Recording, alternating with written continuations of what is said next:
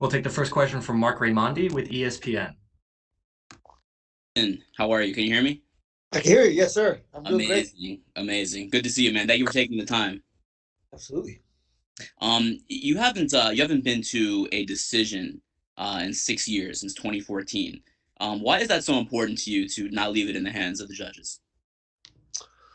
I mean, we've seen people be very, very disappointed, after instances like that. So, I mean, I really want to, put the power in my hands, per se. I really want to, have a say in, how things are going to go. And a fan of MMA. I've been a fan for a long time. I've watched a lot of fights, a lot of close decisions, a lot of decisions I didn't agree with.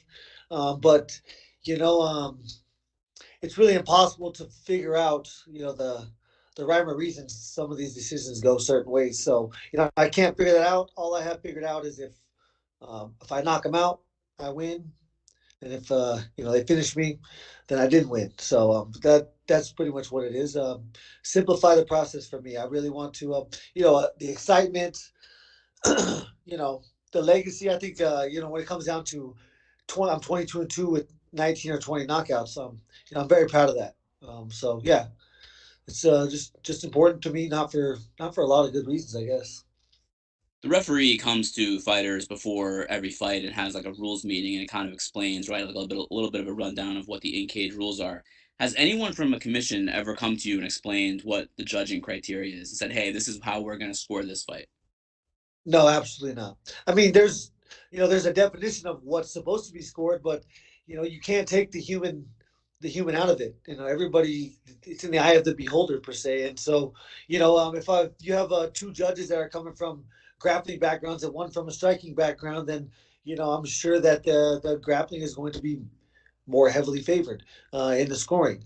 You know, so I guess you could maybe see who your judges are going to be, see what kind of background they have, and then play to that. That'd be the only way to kind of, because it's never going to be the same. It's always going to be something different every fight, every time they change the judges. Do you wish there was more of that transparency and more explanation given by the commissions? There's really no it's not this or that in this sport. For me, the surest way past that is to knock them out or get knocked out. Fair enough. Last thing for me, there's been a lot of buzz on social media the last 2 days about Conor and Khabib keeps coming up. Conor and Khabib, maybe Ultimate Fighter. But Khabib has a fight coming up, and it's against you in a few weeks. I mean, do you think that buzz is a little bit like maybe pump the brakes on that a little bit? It doesn't matter. Khabib's gonna go fight GSP after I beat him, and then go. So I'll be here. I'll have the belt, and I'll be ready. You think McGregor would be the first contender if you're the champ? I don't even want to talk about that guy. I'm done there. Fair enough. Thank you, Justin. Appreciate it. Yep. We will take our next set of questions from Mojang Wu with Hupu Media. Hi, Justin. How are you? Great, thank you. How are you doing? Hey, great. This is a Tiger brother from China. So many Chinese fans, including me, believe you are the most violent lightweight fighter in the UFC. They love to see you stand in front of opponents and exchange heavy punches. But we didn't get enough chances to see you fight on the ground for most time. Would you bring out something different when you fight against Khabib this time? So I've wrestled my whole life, and I wrestle a lot in there. Huge part of wrestling is not being able to let someone take you down and hold you down, and that was my main focus my whole life when I wrestled. I never had a great offense, but you could not take me down. You could not hold me down. So, I'm going to use that. It's very important to stay off the ground. I'm not trying to go in there and wrestle with Khabib.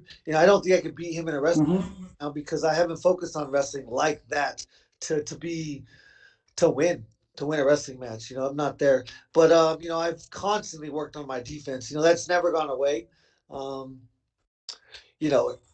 In fighting, it's detrimental to be on bottom. But when someone can beat you up and cause serious injury to you, then being taken down is not where you want to be and laying on your back. So I have to focus on not being on the fence, not getting taken down. And if I do get taken down, I got to make him work. Like his life depends on it. If he does take me down, then I need to make sure that I threaten him with something up the middle that at least is going to make him hesitate next time.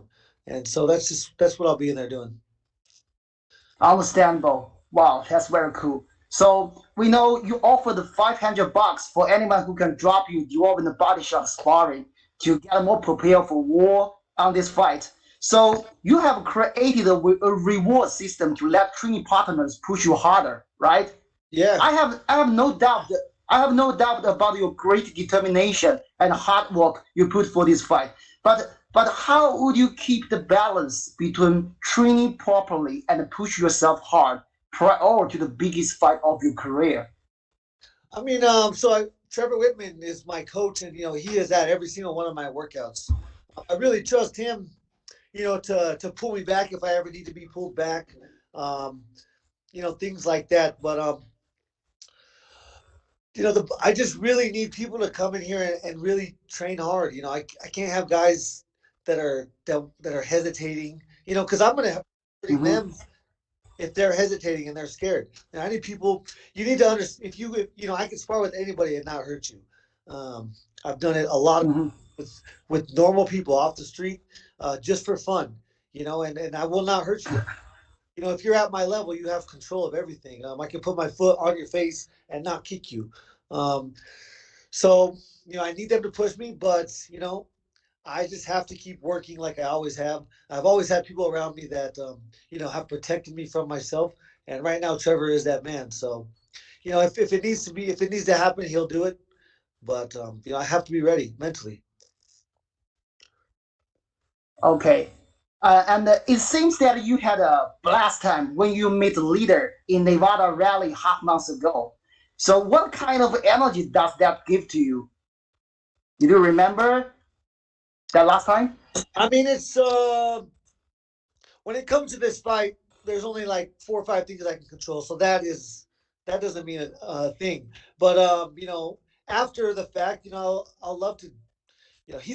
Trump is a huge fan of MMA. He's a huge, he's a reason, maybe not a huge reason, but he's a reason that the UFC is here. He opened his doors for us when we had no doors to walk through. So yeah, it was, and being the president of the United States, it doesn't matter. It could have been, Obama. It could have been Trump. It could be, if I meet the president of the United States, I'm from a very small town, a very small place, from hardworking people. We respect the president of the United States as our leader. And so it was really cool opportunity for me, for my family, for my town to get to have that experience. Yeah, I found a very interesting scene. Kobe Covington put his hand over your shoulder when you guys were taking photos. So what kind of a relationship you guys have built up after that meeting? Yeah, it was crazy, man. I actually, the day after that, I was singing his praises because of, how professional he was and how, I guess, how he held himself. But then he went on to do a bunch of interviews, and I really, I probably despise that man more than anybody on planet Earth, other than like child pedophiles and murderers and things like that. But he is a coward. He is a fake person. He stands there and acts like this soft, soft-hearted dude, and then he gets behind a camera and is a total coward and a fake person. I've never met someone as fake as Kobe Covington. And yeah, as a man, I would love to slap him right across the face. Wow, I see that. So can I ask you one last question? So could you predict the result of this fight and through which way? No, I never guess or pick how my fights will end. This is the biggest fight of my life, and winning is critical.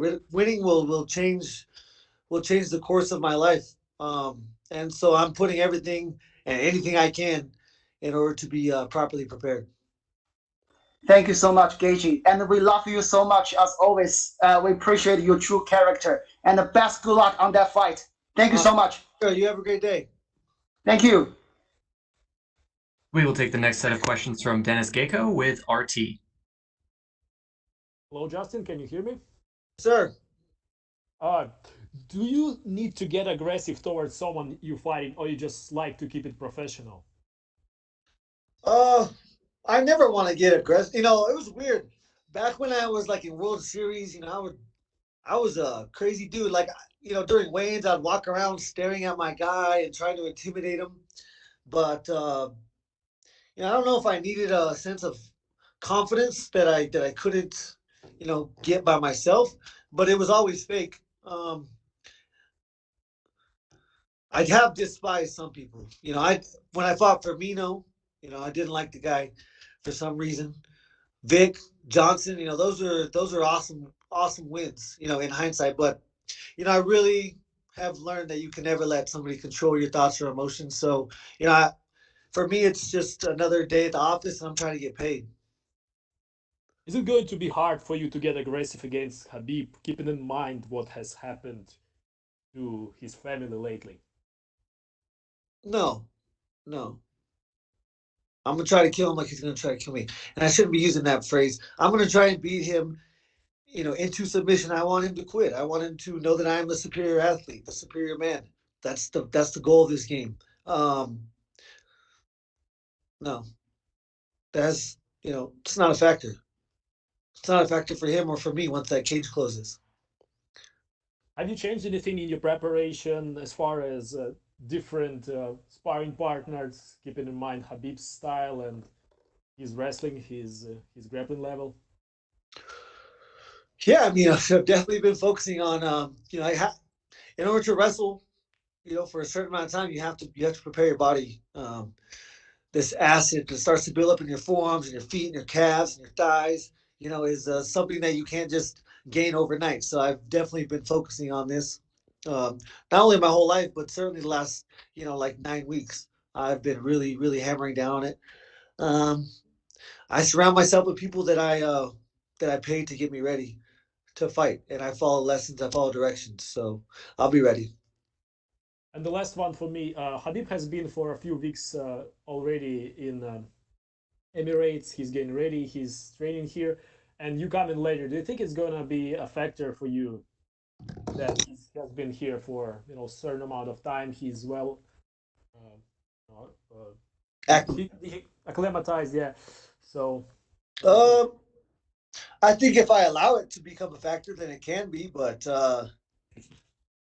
you know, it's fight or flight. You know, when my life's on the line, when I'm in danger, I'm gonna fight. It doesn't matter if it's 2 a.m., 6 a.m., 9 a.m., 11 p.m. It doesn't matter. Um, I was born for this, so we can fight whenever. all right, thank you so much. Thank you. We will take the next set of questions from Carl Neidhart with Zone Germany. Hi, Justin. Can you hear me? Yes.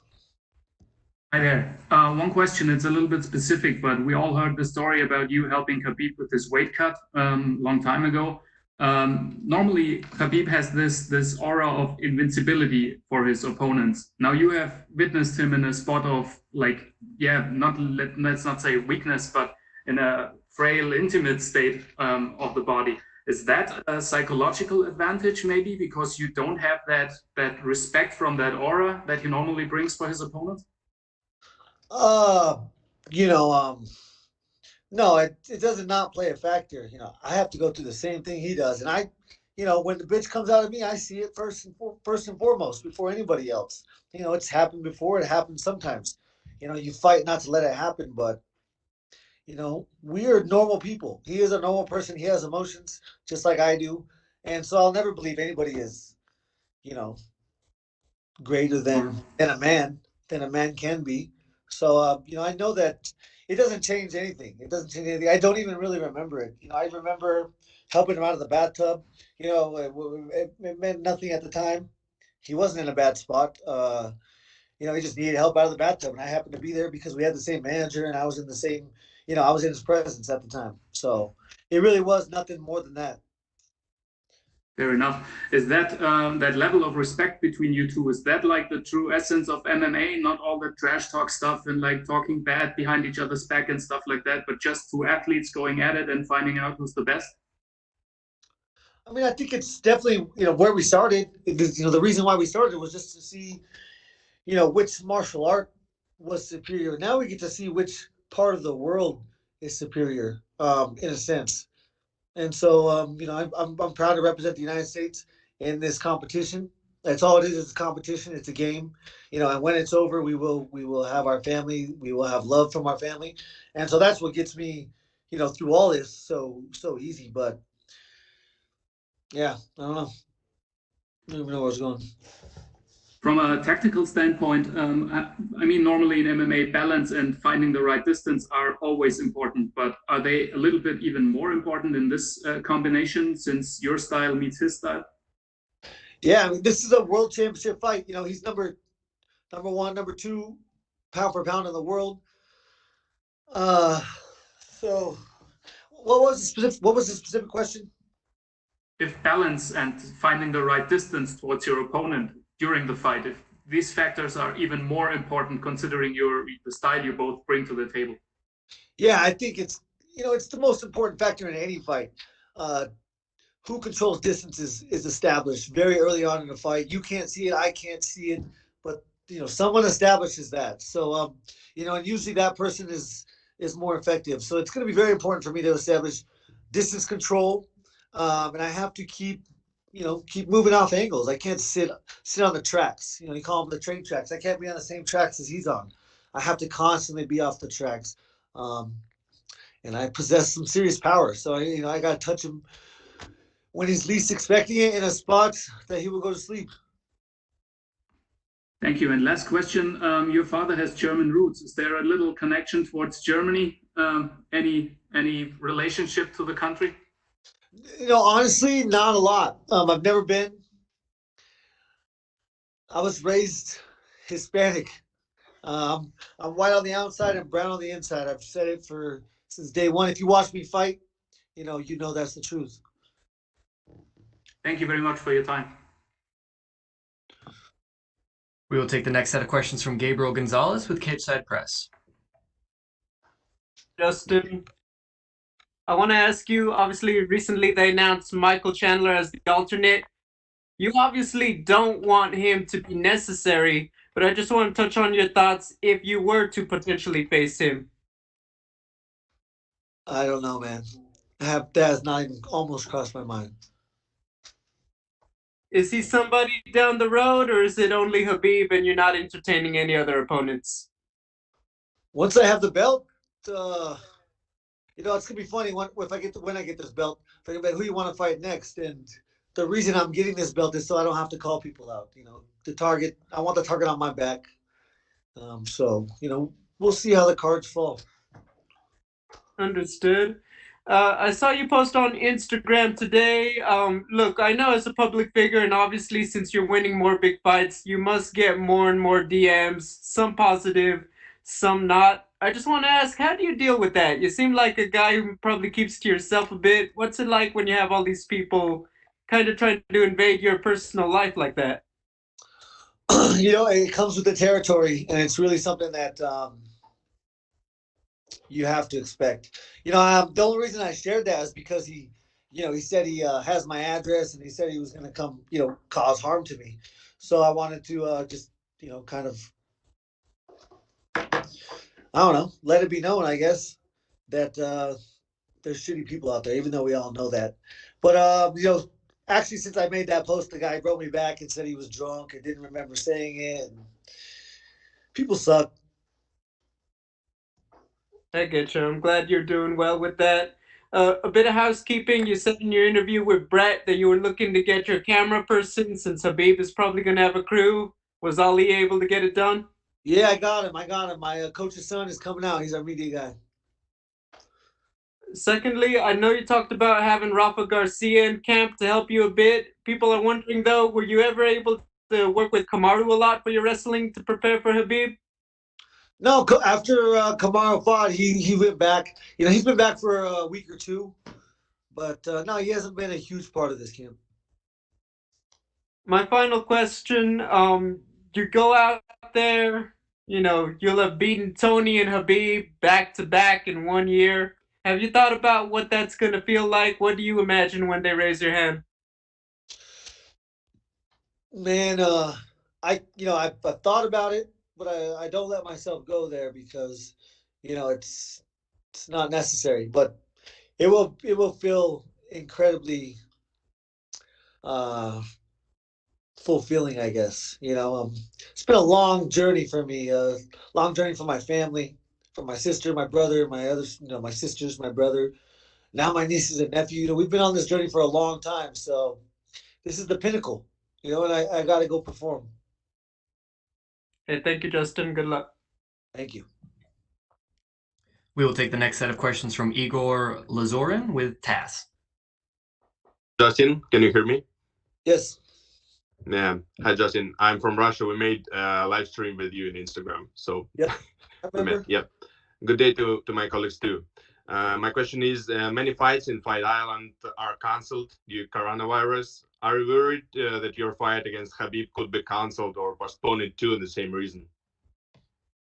I mean, it's a concern, but I have zero control over any of that. So I won't lose sleep. It would suck if that was to happen. That would be terrible. For one, someone would be sick. So just wish that they would get better if someone's sick. But the safety protocols are there for a reason. We're there to protect the athletes, protect the employees mostly. The UFC employees aren't there to get sick. They're there to get a paycheck. So we need to protect them.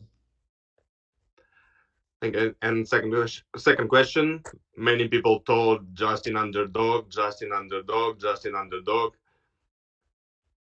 What can you say to these people? I'm an underdog this fight. If you bet the last one, you made some good money. I'll never advise people to go bet their money, but I've only lost when I was the favorite. I'll say that. I was the favorite against Eddie. I was the favorite against Poirier, and I was an underdog against Vic. Brilliant. Thank you, Justin. Thank you. We will take the next set of questions from Nolan King with MMA Junkie. Time, man.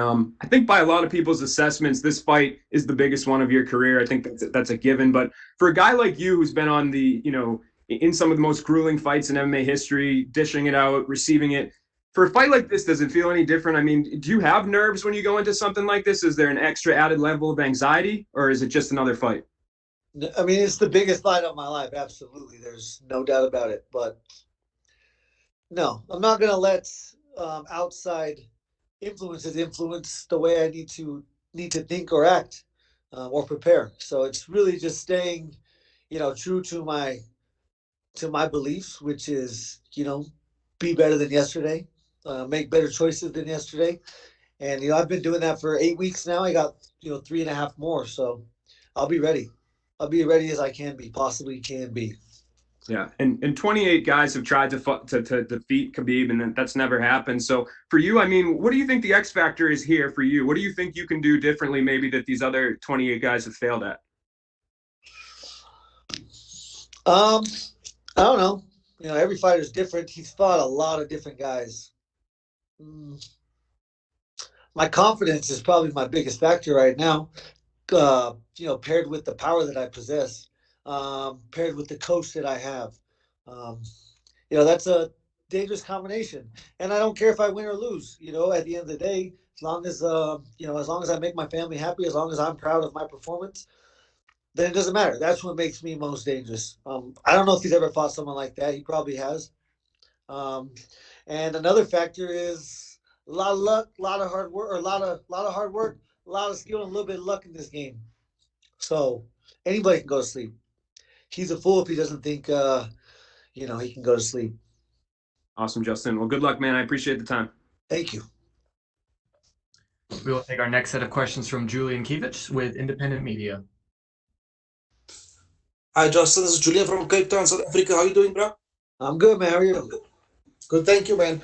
I just wanted to know from you, obviously you guys had the same manager. Was there any point of time that Ali saw this fight coming along and had a discussion with you guys regarding things, how to go down the line and how you guys feel about it?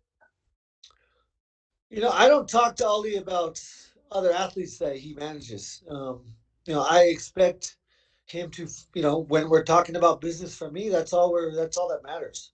The way that this happened, I guess we probably weren't able to have that step. I wasn't supposed to fight Tony, but I did. And as soon as I beat him, this fight was, you can't take this away from me.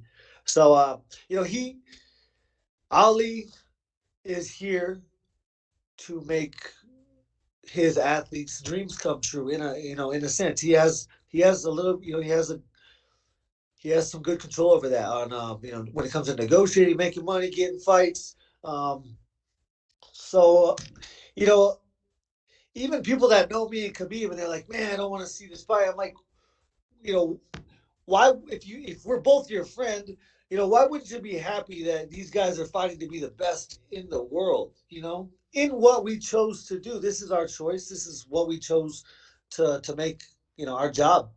So for me, if this was my brother, it would be so magical and special that we both made it to the pinnacle of a sport to fight each other, to compete against each other. So if you're a competitor, that's how you look at it. And if you're, emotional, then, you don't, maybe. Cool. And then just did you find it odd that he's come back so soon after the death of his father, and seeing that his father played such a huge role in his life? Did you expect him to take a bit more time, or say, Justin, can we move this fight maybe to December or something like that? I don't know. I can't put myself in the shoes. If it was, no, I don't even want to. Couldn't even put myself in his shoes because I don't want to ever think about that. But if I was in his shoes, I would fight. If I was in his shoes, my dad would want me to fight. That's what we do. That's what my dad would do. Cool. And then just lastly, regarding the podcast with Joe Rogan, I know Tim has been trying to get the gloves also to be go mainstream. Also, has he got made any grounds with his designs? And obviously, there's big issues with the gloves in the UFC. Yeah, I mean we're constantly selling out of our gloves. We've sold probably last 2 weeks. We finally got to send out our initial one of our pre-orders, and we sent out like 480 pairs of gloves. We got shin guards and headgears coming very soon, very soon. And when that hits the market, I mean, it's going to change. It's just practicality of the equipment that's supposed to protect you, is there. The science is there. The innovation is there. Equipment hasn't changed. They put a pad and they want it to weigh a certain amount. You go look at 16-ounce gloves on the market, and you're rarely going to find a 16-ounce glove that weighs 16 ounces. They're going to weigh 15, 14, 13. So it's important. It's important that you're wearing 16 ounces to protect your opponents, or not opponents. You don't protect your opponents. You're trained, and trying to stay healthy. And yeah, it's huge. But starting a small business, I'm sure anywhere in the world is not easy. Yeah. There's so many steps you have to come across, so many mountains you have to climb, and we're doing it though. Trevor is an innovator, and he will change. He won't change, but he will play a huge role in changing the way we approach training. Yeah. On that point, all the best with the gloves and the equipment, and also I can't wait to see you make that speech to let your mom know that she has to retire by now. All the best, brother. Thank you, man. You have a great day. Same to you, for sure. We'll take our next set of questions from Tanuj Lakhina with Network 18. Jason, can you hear me? Yes. Hi. So I just wanted to know, do you see and approach this fight any different to what you would in the past? No. I mean, any sort of different mechanism that you're considering or doing in the past few weeks and going forward as well? Nope. Just be my best. I'm explosive. I'm athletic. I don't look athletic, but I could do a flip off a fence, no problem. I can do it on the ground, no problem. I'm just athletic. I'm going to rely on the skills that I possess, that I have, been, honing for since I was 4. So I'm going to go ahead and keep relying on hard work and smart choices. And I'm going to go in there and fight. I have to fight an incredible fight. At this level, you have to be perfect. You cannot make mistakes. If he wants to go in there and throw throw caution to the wind, then it's not a smart plan. If I want to do the same, that's absolutely stupid. Coming to the strategy itself, Eddie Alvarez believes you don't have enough tools to deal with Khabib, especially with the grappling. What are your thoughts on that assessment? One more time. Eddie Alvarez believes you don't have enough tools to deal with Khabib, especially with the grappling. So, what are your thoughts on that assessment made? I don't care what Eddie says. All right, thank you so much. Thank you. We will take the next set of questions from Sumik Dada with Sportskeeda. Justin, how are you doing? I'm great. Okay, so my first question was back at UFC 249, you ended Tony Ferguson's winning streak, which eventually got you to this position. So, what is your biggest takeaway from a fight like that? Ending Tony's winning streak.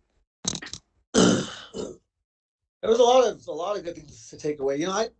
I was very surprised that I could fight, that long, and be that effective for that long. So, that adds to my confidence going into this fight. It'll be super important. So, recently we saw you respond to Conor McGregor on Twitter. You said you don't want to talk about him, but was there ever an offer on the table? Do you maybe fight against him? I have no idea. I really don't. I don't know. I mean, they asked, obviously after I beat Tony, they said, I could fight him, but there was never an option for me. When I beat Tony that night, I punched my ticket. That was my golden ticket. I'm not gonna, offer it up for free. I'm gonna punch my golden ticket. You said that you won the target on your back after winning the title, but I really want to ask you that would you like to avenge a loss to Dustin Poirier maybe at some time down the road? Absolutely. Yes. That would be very important to me. Okay, last question. Last question from me. So Khabib, as we know, he's unbeaten so far, but you said that you want to see him bleed inside the cage with you. What do you have to you have to do differently in order to beat him, and what difference could we see from Justin Gaethje that other people couldn't do? I don't know. Michael Johnson was a good striker. Dustin Poirier is a good striker. Neither are as athletic as me. Neither, possess skills to scramble out of takedowns, and things like that. I mean, they don't not possess the skills, but it's not their forte. That's what I've been doing for a long time. As long as Khabib is trained, I have trained. I promise you that. There's no possible way. We're the same age. He has not worked harder or longer than me. It's not possible. So I don't know what I offer different. That's it's really an irrelevant question because the reason why you're such a big fan of the sport and the reason why I'm such a big fan of the sport is because of the unpredictability, and that's what I'm counting on. Okay, well, I wish you good luck for your fight, sir. Thank you.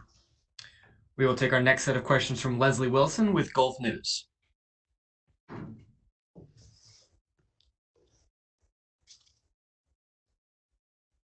Hello? Hello? Hello, Justin. Hi. Can you hear me, Justin? Yes, sir. Hi, Justin. It's a case of so near and yet so far, because I'm a journalist living down in Dubai, and it's an absolute honor to see you face to face over here. But there's one problem. Coming on the back end of the interview line, many of the questions that I had in mind have already been asked by somebody else.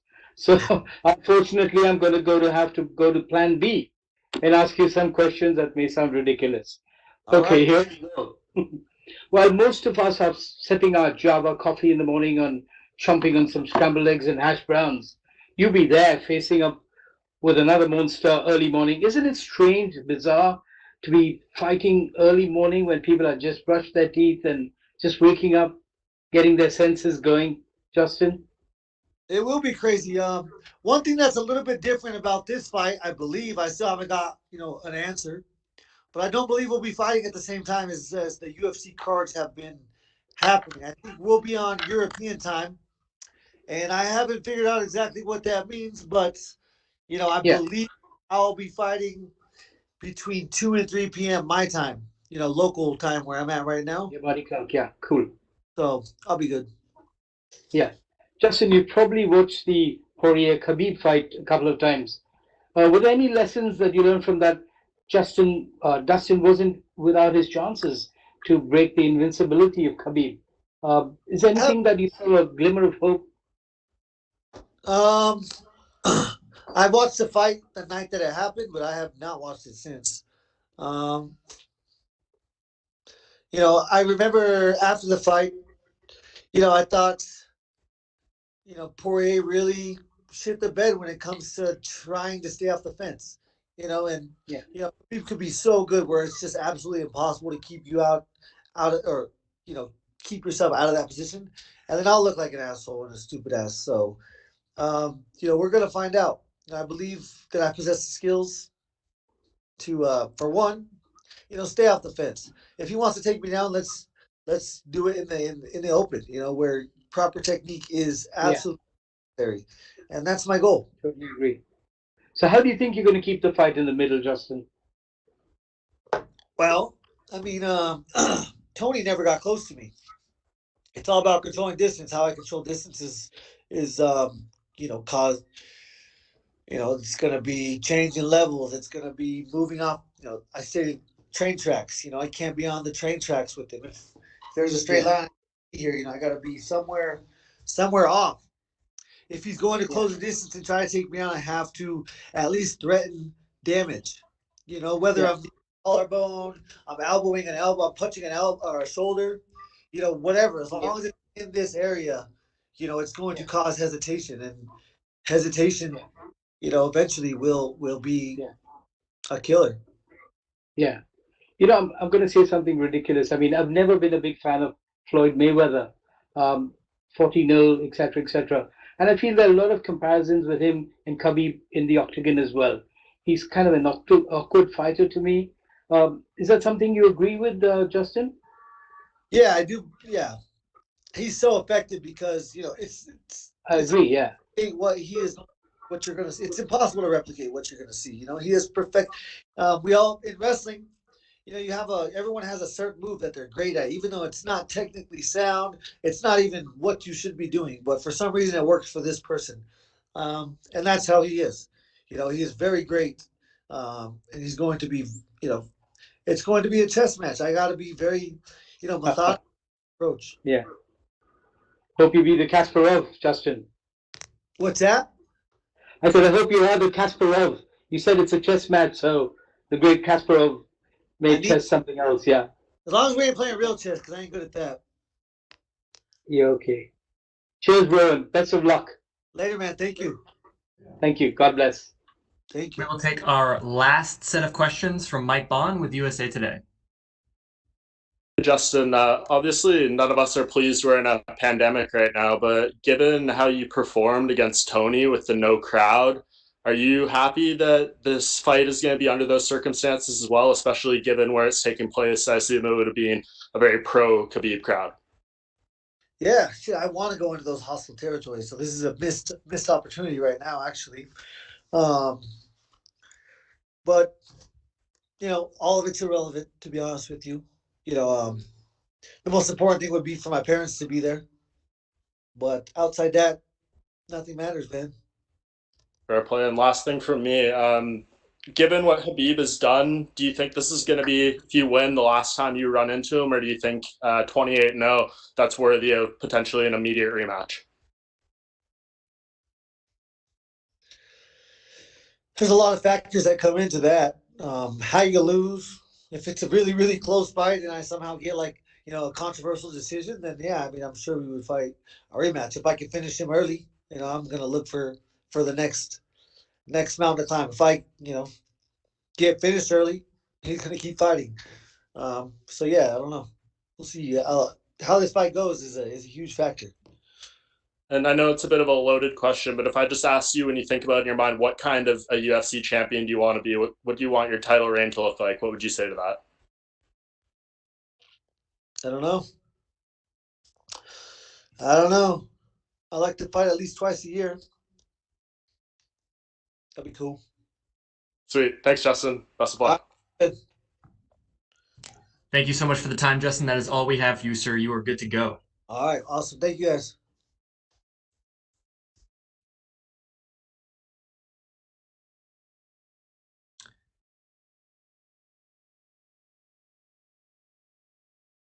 Thank you for the time and questions, everybody. We will be joined in roughly 10 minutes by UFC lightweight champion Khabib Nurmagomedov.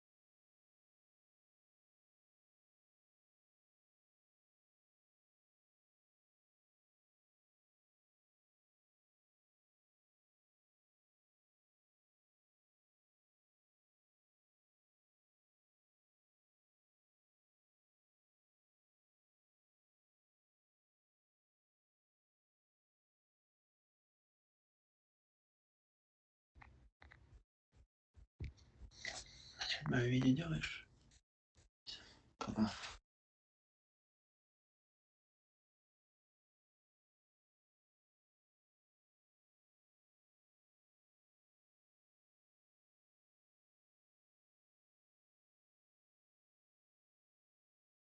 We're now joined by UFC lightweight Khabib Nurmagomedov.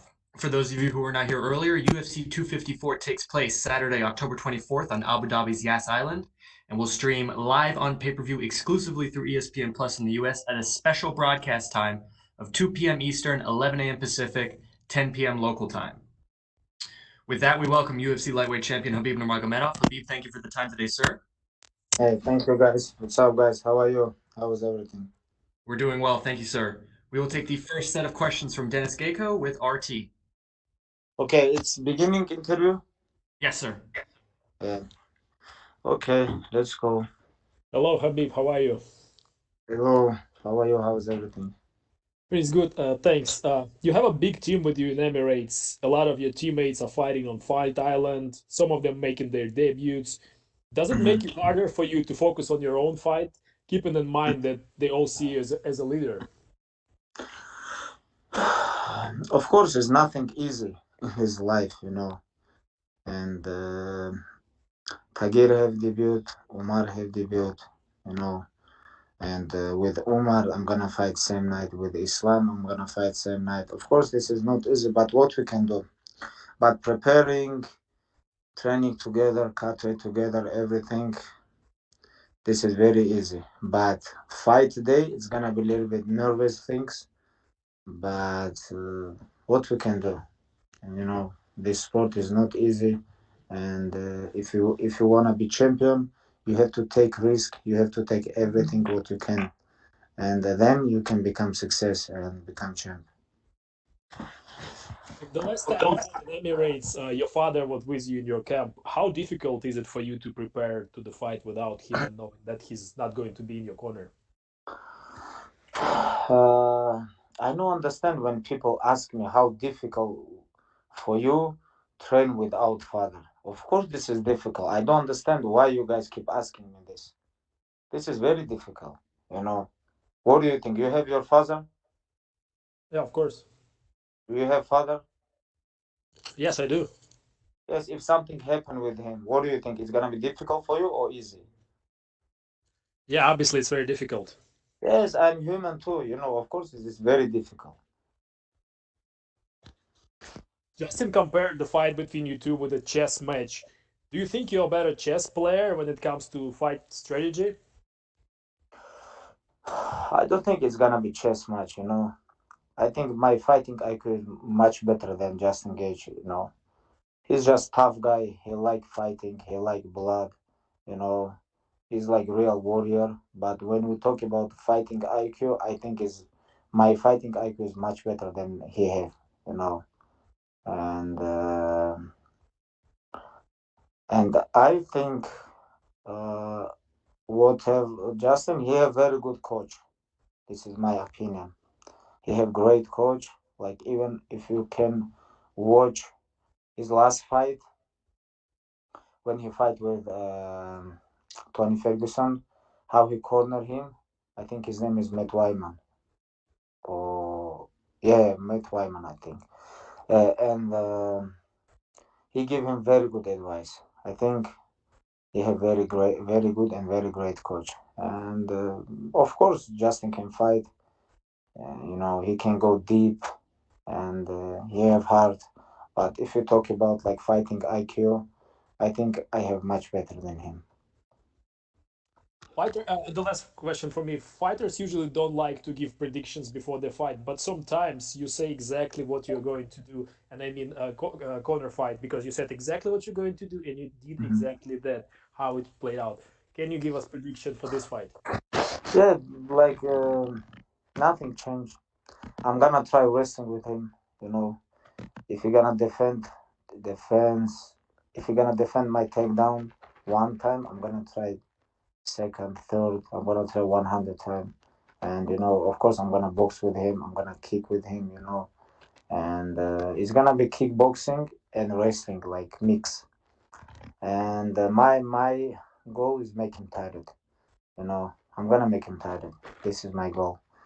And maybe around number 3 or around number 4, my plan is finishing. Well, thank you so much. Thank you. We'll take the next set of questions from Yaroslav Stepanov with Sport24. Хабиб, приветствую. Как слышно? Да, приветствую вас. Все хорошо, хорошо слышно. Вот насколько можно судить из Инстаграма, вы с командой тренируетесь в зале над Аль-Шеба, который располагается в Дубае. На прошлой неделе вы ездили в Абу-Даби, чтобы секундировать Зубайру Тухугова, и после такого переезда вроде бы полагается 48 часов провести в изоляции. Как вот в эти 48 часов выглядел твой тренировочный процесс, и насколько такого времяпровождения желательно избегать, когда до боя остается месяц? Угу. Не, ну смотрите, у меня в номере были маты, у меня в номере была беговая дорожка, у меня большой номер был велик, была груша, потом скакалка. Я нормально тренировался. Вы знаете, я этим занимаюсь всю свою жизнь. Всю свою жизнь я этим занимаюсь, и я знаю, какие дни на что нужно давить. Эти дни, которые я был в Абу-Даби 2 дня, я больше на качку давил, больше индивидуально работал. Прилетел сюда и обратно в Дубай. И в Дубае то же самое. Тренировки, только уже на другой начал давить, больше спарринг, больше схватки. Насчет, ну смотрите, мы здесь тренируемся, нас принял наследный принц Дубая, мы тренируемся в его резиденции, и каждые 48 часов нас тестируют. Сколько мы уже здесь? Уже, получается, 20 дней, но 20 дней я где-то уже 12 раз тест дал. Не только я, вся команда. Мы каждый день, каждые там 1,5-2 сутки сдаем тест, нас постоянно тестируют, и мы проверяемся, если что-то не так, если у кого-то там какие-то хоть маленькие там какие-то изменения, резко человека изолируют на сутки, на 2, и в этом плане у нас все здесь очень строго. Вот в то же время ни для кого не секрет, что в Эмиратах к тебе проявляют очень много внимания и стараются окружить всегда максимально комфортными условиями для тренировок, проживания и прочего. Вот если сравнить этот тренировочный отрезок с лагерями там в США или в России, насколько тебе комфортнее в Эмиратах и в каком аспекте, возможно, бытовом ты это чувствуешь лучше всего? Вот о чем ты можешь вообще не заботиться, как вы в Сан-Хосе, например, сами себе кушать готовитесь, убираетесь и прочее? Ну, здесь вообще сильно за нами уход, честно сказать. Главное, чтобы ребята не привыкли. Здесь же у нас есть и начинающие ребята, которые только начинают. Знаете, вот кому там 19, 20, кому 22, просто 22 года у меня вообще никаких условий не было. А эти ребята 22 уже, у них считают, что такие королевские условия. Это же может в голове засесть, она же может внутри вас все поменять. А нужен голод. И в прямом смысле, и в переносном смысле. Голод это то, чем движет.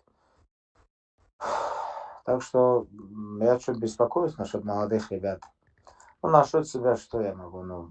Конечно, я чувствую, что здесь за нами очень серьезный уход. И готовят, и стирают, как говорится. И в этом плане очень серьезно здесь. И последний вопрос от меня. Вот в одном из интервью Джастин выдвигал такую теорию. У Хабиба в его боях никогда не было сечек и серьезных повреждений. И когда в нашем бою он увидит свою кровь, я очень хочу посмотреть на его реакцию. Вот понимаешь ли ты, какая у тебя будет реакция, и можешь ли ты вспомнить последнюю ситуацию, когда получал серьезную сечку или что-то подобное? То, может, на тренировке, может, в другой ситуации. И кто был ее автором? Не могу вспомнить, честно. Не то чтобы там скрываю, просто не могу вспомнить. Если пойдет кровь, не знаю, конечно, это неприятно. Я не думаю, что это кому-то может быть приятно, если у кого-то идет кровь.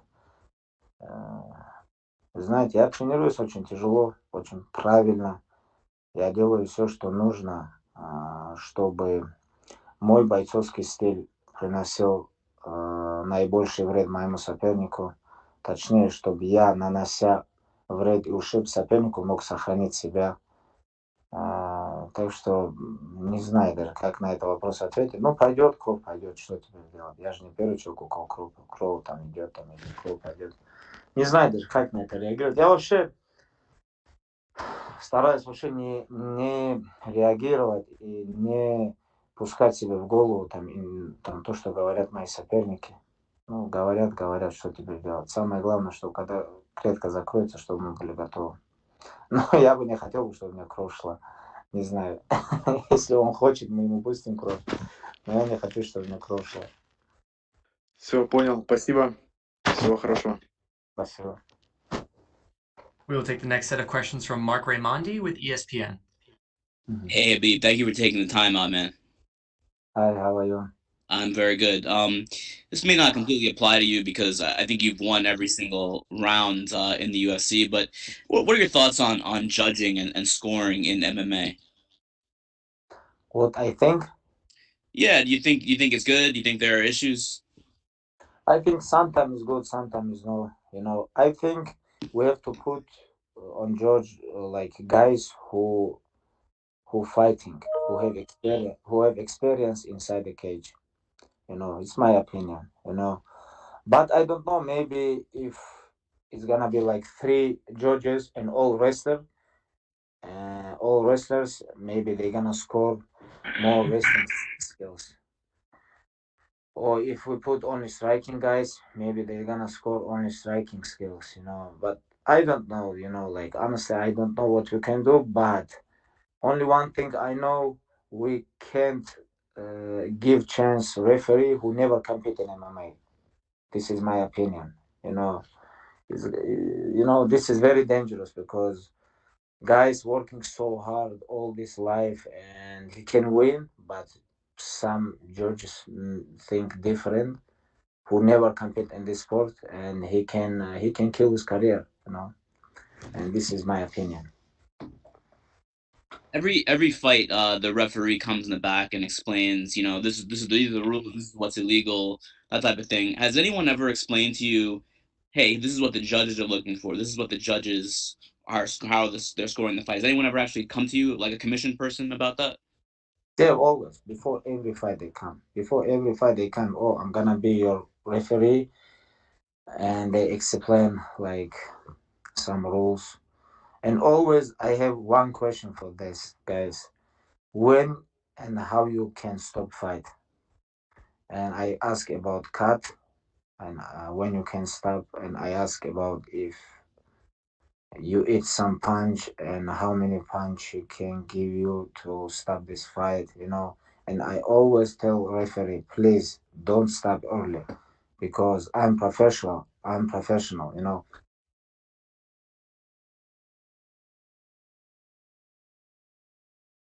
And I take the risk. Please don't stop this fight early if something happens, because this is MMA. One crazy punch or one crazy kick can change everything.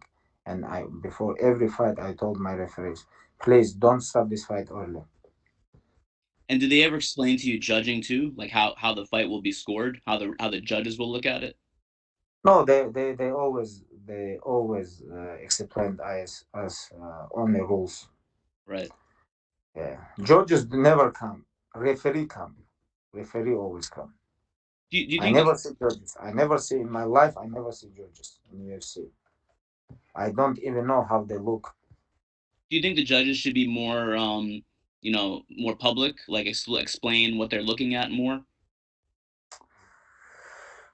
It's gonna be good idea. This is good idea. Why not? You know, it's like even not all fights. You know, maybe common event, main event. After every event, maybe if they explain public like why they scored like this or something like this, it's gonna be interesting for people. You know, why not? And just last thing for me, what are your thoughts on Hamzat Chimaev? Maybe the What I next think. Khabib. Yes. What are your thoughts? What I think. I don't know like what UFC gonna do with him about his next opponent, but my opinion, I think he deserve top 10, top 15. My opinion is top 10. He deserve fight with someone. It's like very tough opponent, like 5 rounds. And then after this one, he deserve contender fight. This is my opinion. So you think he's the real deal? Of course, if he finish all his opponents, what do you think? I What think do you so, think? but no one cares what I I think think. They care about what you think. it's like I think he deserve. I think he deserve. I think like Ali told me he gonna fight because we have same manager. Ali told me today he gonna fight with tough opponent 5 round in December. Mhm. This is very interesting main event in UFC. This is very good attention. And good opportunity for him. And if he win this fight, next fight, I think he deserve next fight contender fight. Got it. Thank you, Habib. Appreciate it. Thank you, guys. We'll take the next set of questions from Carl Neidhart with The Zone Germany.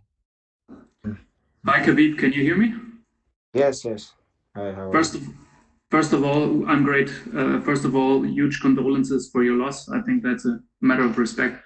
And then for the sport, many people have talked about Justin's wrestling being a challenge for your wrestling. How do you see it? How good do you see his wrestling to be? I watch all his fights. I think he have good wrestling defense, very good wrestling defense. He know how to wrestle. And he wrestling almost all his life. But I don't think he last like 5 6 years. He used his wrestling. It's like how I use because I always use my wrestling in training inside the cage because you know wrestling and top control. This is what make me champion. And I don't think last couple years he become very good wrestler. He have base what he have like when he was kid, but right now it's like everything is changed. And of course he know how to defend if someone try to take him down, but we don't. And we all know about his condition too. If I'm gonna attack him first 2 round and third round, I think he's gonna finish because he don't have good condition. Have you been impressed with his performance against Tony Ferguson? Since we all know you got huge respect for Tony for his skills. Were you impressed by what Justin did to Tony? Yes, I was. Of course, impressed. It was great performance from Justin Gage. He beat very tough opponent. He show he can fight 5 round. But anyways, he fight only stand up. And they fight like 25 minutes. They don't wrestle. They don't attack each other like in a single leg, double leg. It was like only striking match, kickboxing match. You know, but with me, it's gonna be completely different. You have to worry about takedown. You have to worry about boxing. You have to worry about kicking. You have to worry about grappling. You have to worry about MMA. This is not striking game. And you have to worry about condition. You have to worry about my pressure. I'm gonna give him so much, and you have to be ready. Talking about pressure, I mean, of course, distance and balance is always important in MMA. But considering his striking, your wrestling, your grappling, will keeping the distance or controlling the distance be even more important in this fight? I don't think only this fight. I think in every fight this is important. Distance, control. Like pressure. Everything is important in every single fight. And for this fight, I think he tried to be away from me. He tried to be away from cage, and in my opinion, he gonna use footwork and uh, and I think he tried to kill my legs too with his kick because he have very good kicks, and I'm ready for everything. You have talked about coaches earlier on, about his coach. How do you think is coaching even more important in this era we're living in right now without crowds? Has coaching has always been important, but is it even more important right now to have a good coach who gives you like the right sentences? Of course, coach is always important, because sometimes you think you do something enough, or sometimes you think you don't need to do this, you don't need to do that, you always need coach, and discipline, everything, like Justin Gaethje, a very good coach, my opinion. But I don't know this guy. I think I met him once or twice, but when I see how he cornered him, what advice he gave him, I think he's a great coach. He has very good IQ. Why I talk about IQ? Because MMA is not only like about conditioning, wrestling, striking, or your spirit. MMA about your mind too. And this guy, he have very good mind. His coach. Last question from me. You have been at UFC 253. You have seen Israel Adesanya. Your honest opinion, is Israel Adesanya able to be this next big superstar of the UFC? What do you think? I think he already superstar right now. He's very good. Like he undefeated, 20-0. He beat a lot of tough guys. He beat Gastelum, Whitaker, Costa. It's like he defended his title twice or three times or 2 times. 2 times, I guess. Yeah, 2 times. Like he already big star. Thank you very much, Khabib. Thank you. We will take the next set of questions from Vadim Tikhomarov with Match TV. Хабиб, здравствуйте, меня слышно? Да, слышу. Рад вас видеть. Хабиб, первый вопрос от меня. Вот мы, как журналисты, тоже очень любили общаться с вашим отцом, и я вам действительно соболезную, его нам всем не хватает. Скажите, пожалуйста, успел ли он что-либо вам сказать о Джастине Гейдже, еще когда был здоров, потому что понятно было, что когда-либо ваши с ним пути могли бы пересечься, и потенциально он мог бы быть вашим соперником. То есть была ли какая-то оценка от Абдулманафа? Да, мы общались, но мы много не обсуждали, мы обсуждали топ-10. Я даже помню, отец тогда еще далеко было нам, о нашем бое.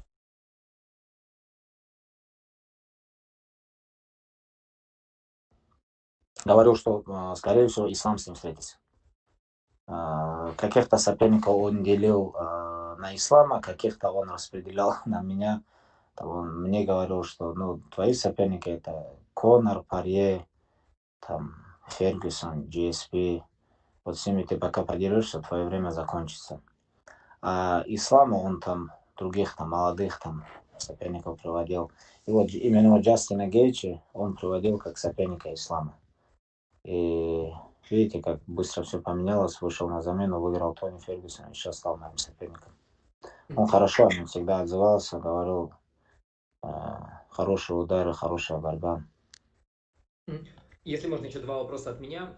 У вас получается уже 2-й год, когда вы проводите по одному поединку за год. Это не всегда зависит от вас, но вас самого устраивает этот темп, или вы бы хотели чаще драться? Честно, я хотел бы чуть чаще подраться, потому что время тоже уходит. Мне уже в сентябре, дней 10 назад уже 32 года исполнилось. Конечно, хотелось бы чаще драться. То один раз меня исключили, точнее дисквалифицировали. Потом это вся история с пандемией. Раньше были связаны простой из-за травм.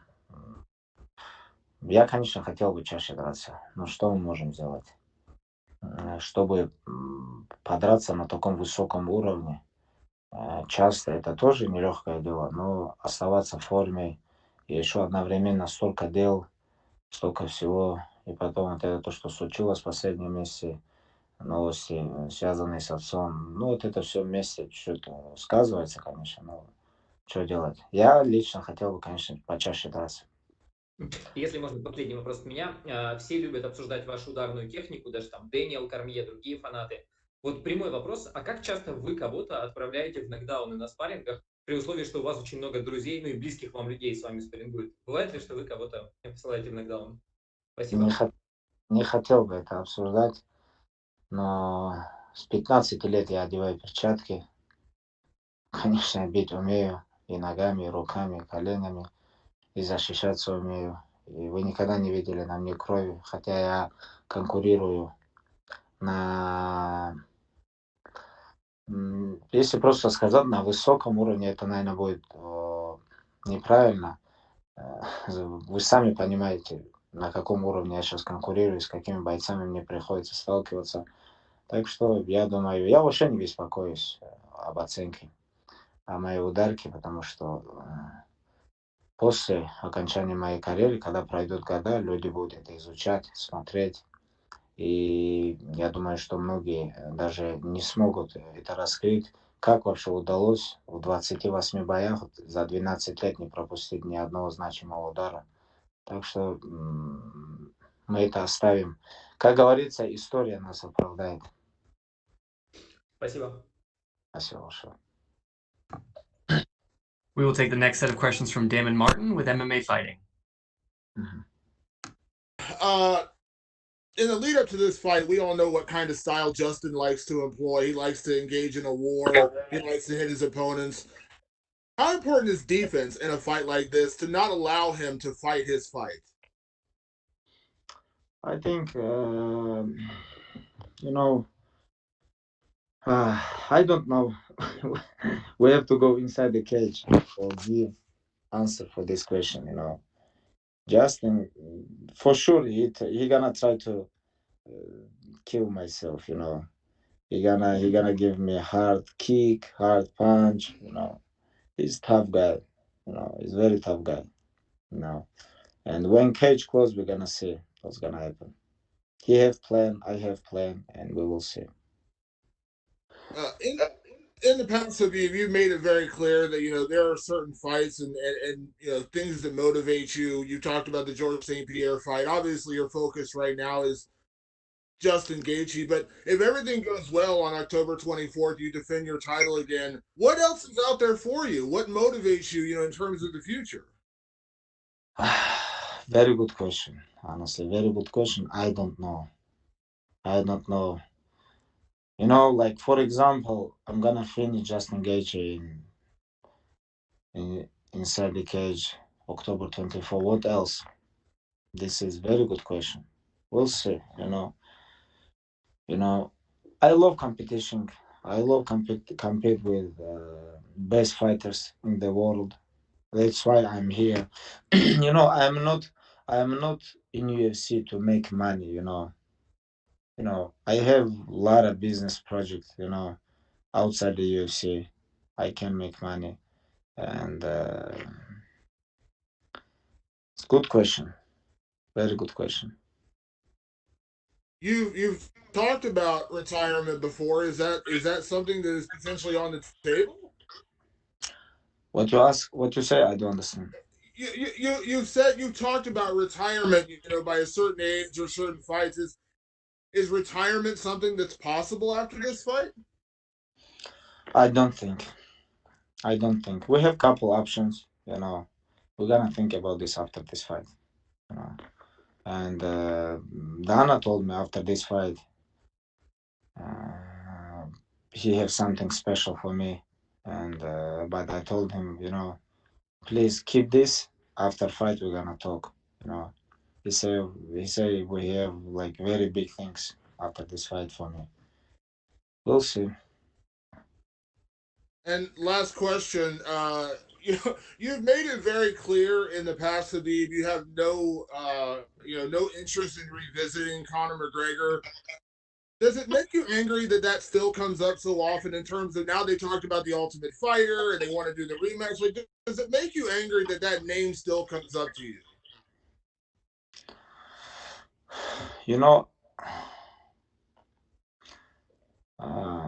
Right now I'm focused on Justin Gaethje, you know, October 24. I'm focused on him. You know, I don't wanna underestimate this guy. You know, Justin is a very tough opponent, very tough guy. You know, and he follow his dream. He's very hungry. You know, he just beat very tough opponent. You know, and I don't wanna underestimate. And I'm focused on October 24. Thank you, Khabib. Thank you. We will take our last set of questions from Ilya Andreev with Sport Express. Хабиб, я вас приветствую. Да, приветствую вас. Хабиб, для начала расскажи просто со своей стороны, почему вы все-таки отказались от участия в шоу The Ultimate Fighter? Я не отказывался ни от чего. У меня просто впереди бой, и нету смысла разговаривать, что будет после боя. Я никогда этим не занимаюсь, и нету смысла там что-то говорить о будущем, если ты заглядываешь за спиной своего соперника. Понял. Скажите, всем известно, что у Джастина Гейджа очень опасная лоу-кики. Как вы сейчас работаете над защитой от лоу-киков? И работаете ли вообще, учитывая, как вы бились тогда с Барбозой, и, в принципе, вы просто прессингом вы их нейтрализовали? Сейчас. Как здесь камеру направить? Подождите. Как здесь камера? Подождите секунду. Хотел бы на ваш вопрос ответить. Как здесь камеру этот? Ну, вас видно. Подождите секунду. Кое-что хотел вам показать. Походу я плохо. А меня сейчас видно? Да, видно. А как? Сейчас я попробую. Может быть, может она выключит камеру. Просто хотел бы кое-что вам показать. Как я работаю над зашитием. Ну, видите же, она... Ну, давайте вот так пока. Даже очень Да. интересно узнать. Ух ты. Ну, это так, чтобы вы не нервничали. Как я работаю? Ну, работаю как один из лучших бойцов мира. Как подобает работать одному из лучших бойцов мира.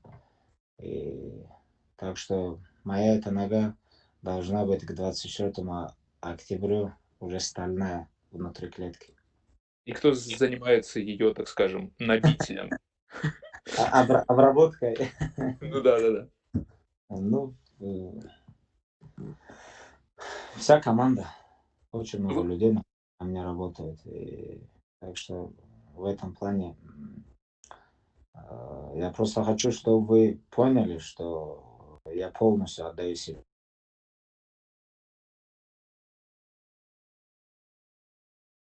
Грэпплинг, как ударка, как выносливость, как набитие моей передней ноги, потому что до правой он не достанет, но переднюю он может достать, потому что когда тебя бьют без шутков 3-4 раза, бой может поменяться.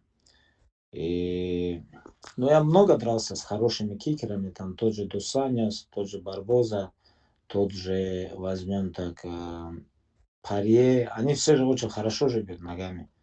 И бьют по ногам, и целятся. Можно просто посмотреть того же Барбозу. Это единственный боец в UFC за всю историю, который закончил нокаутом бои, который ударил по ноге, закончил соперника в корпус, закончил соперника в голову, закончил соперника. Так что он очень хороший кикер был. Но мой прессинг им не дает, так скажем, времени, чтобы они могли бить ногами. И в этом бою то же самое будет. Но все может быть. Я готовлюсь. Я всегда готовлюсь под сильные стороны своего соперника. И этот бой не исключение. А кто в вашем лагере больше всех по стилистике похож на Джастина Гейджа?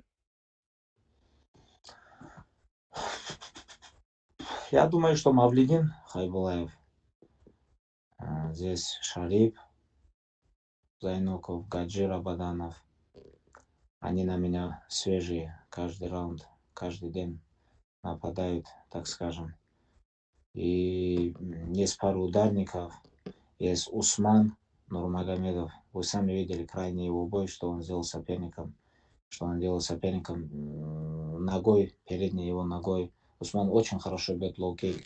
Так что очень много людей со мной здесь работает. Но Ислам левша, и Исламу тоже нужен левша. И вот этот момент, и мы под Ислама тоже у нас есть здесь спарринг-партнеры. Так что вся работа идет на нас, на Ислама, на меня, на Умара, Тагира подготовка. Вот завтра крайний его спарринги будет, и все. И он уже в воскресенье уже на остров улетит в Абу-Даби. Уже он в очень хорошей форме. Так что на нас, на четверых, работает 20 человек, и подготовка идет очень хорошо. Вы в своих начальных боях в UFC дважды роняли соперников апперкотами. А Гэджи как раз-таки в последнем поединке с Фергюсоном от апперкота упал. И вы сейчас какие-то, так скажем, комбинации отрабатываете именно с участием апперкота? И почему у вас так хорошо именно этот удар получается в стойке? Илья, зачем вы раскрываете наш план? Знаете, апперкот, почему он заходит? Вы показываете ноги, все же от меня ожидают ноги, они чуть-чуть приседают на защиту ног, и оттуда уже можно взрываться. Я как борец, как человек, который боролся в куртке, боролся в вольной борьбе. И у меня очень хорошая спина, ноги, конечно. Я когда подсаживаюсь под проход, и оттуда взрываться мне очень хорошо получается. Не знаю, вот моя, так скажем, мое тело расположено под этот удар. Мне он очень хорошо подходит. И хоть в последних боях я это не демонстрировал, но оно у меня есть. И это оружие, так скажем, лес, который еще топор еще не тронул, так скажем. И я могу левой ударить, могу правой оверхенд ударить, могу джебами поработать, могу ударить ногой, могу защищаться, могу атаковать, могу взять ногу с ноги побороться, корпус с корпуса побороться. Уже о партере даже можно и ничего не говорить. Так что у меня очень много оружия в арсенале, и я собираюсь в этом бою, к этому бою подойти очень серьезно. Вот поединок с Паре, он чем был, на мой взгляд, уникален для вас? Это тем, что вы атаковали его в партере сабмишинами, то есть вы хотели его финишировать, то есть не ground and pound. Это что означает? Это вы, так скажем, под соперника так подстраивались, или это значит, что Хабиб просто изменился? Нет, это значит, что Хабиб больше работает, больше уделяет время партеру. Если даже люди считают, что я очень хороший партер, и мне надо улучшать ударку, я с этим абсолютно не согласен. Да, я должен улучшать ударку, я улучшаю ее, но я считаю, что я еще больше должен работать над партером. И вы посмотрите на мои бои, с каждым боем я лучше и лучше становлюсь в партере, я больше начинаю атаковать, больше начинаю спину забирать, на живот садиться, заходить на удушающие. Постоянно пытаюсь финишировать соперников. Так что я считаю, что мой партнер намного лучше стал. Даже возьмем с того боя, который я дрался с Дастином Пори. Как думаете, каким сабмишином Гэджи будет легче всего победить? Ну, у меня еще есть хорошая гильотина, которую я делаю левой рукой. Не знаю, удастся ли или нет, получится или нет, но на тренировках я очень хорошо делаю. Также у меня очень хорошая кимура. Если я сяду на соперника на живот, я громлю его, так скажем, локтями, а если он мне даст спину, я его сзади могу задушить. Но у меня много таких приемов в арсенале, так мне очень интересно их пробовать всех. Я еще полностью не раскрылся в UFC, потому что я знаю, на что я способен. Ну, хотелось бы, наверное, гильотину сделать. В третьем раунде полностью его перебить в стойке, заставить устать, перевести, чуть-чуть ground and pound дать. Потом, когда он встанет уставший, прижать к сетке, затянуть вниз и сделать, накинуть гильотину и задушить его. По поводу боя Зубайра Тухугова, что скажете о судейском решении и что говорили Зубайре после второго раунда? Ну, я Зубе сказал, что могут в любую сторону дать оба раунда. Но первый раунд я Зубе отдал. Второй раунд тоже можно было бы отдать, просто на тот момент мы не знали, кому что. Но третий раунд нельзя было отдавать, это 100%. В таких равных боях в основном судьи оценивают, как ты дерешься в крайнем раунде, в третьем раунде. Нельзя было отдавать. Но сейчас что говорит? Не хочу там говорить там о каких-то проблемах, там, как говорится, оправдываться. Ну, что есть, то есть. Что получилось, то получилось. Уже ничего не вернешь, значит, так надо было. Я бы хотел, чтобы Зуба подрался в январе. Сейчас месяц отдохнет, приедет домой, где-то в середине ноября начнет тренировку. Не хочу, чтобы он застаивался, простаивал. Ему надо подраться в январе. Это мое мнение, вернуться, выиграть и потихоньку вернуть свои позиции. Спасибо. И последний вопрос от меня, очень вот интересный узнать, это про бой с Порье еще тот. В начале второго раунда вы пропустили 2 удара подряд, когда он встал в правшу. Вы здесь ошиблись или это Порье удалось вас перехитрить в том поединке? И не думаете ли, что Gaethje все же более опасный ударник, чем Порье? Нет, не думаю, потому что Порье нокаутировал его. Это во-первых. Во-вторых, то, что Порье ударил. Ну, вы поймите, я же конкурирую с одним из лучших бойцов мира. Порье же это же не просто там чемпион Московской области или там чемпион из КФО. Это один из лучших бойцов мира, который это доказывает с каждым разом. Ну, то, что он ударил, я думаю, что причиной тому было его мастерство, то, что он умеет бить. Так что меня же тоже можно ударить, я же тоже человек. И то, что может Джастин Гейдж меня ударить, я это тоже знаю, потому что в клетку он для этого и заходит, чтобы он меня ударил. Так что посмотрим, к чему мы придем. Но Гейдж точно не меняет особо стойки, и в основном он работает в правше. Так что будем бдительными, чтобы больше не пропускать таких ударов. Хабиб, большое спасибо за интересные ответы. Спасибо, Илья. Спасибо. Thank you so much, Habib. That is the end of our time with you, sir. We really appreciate it and have a good day. Thank you so much. Thank you, guys.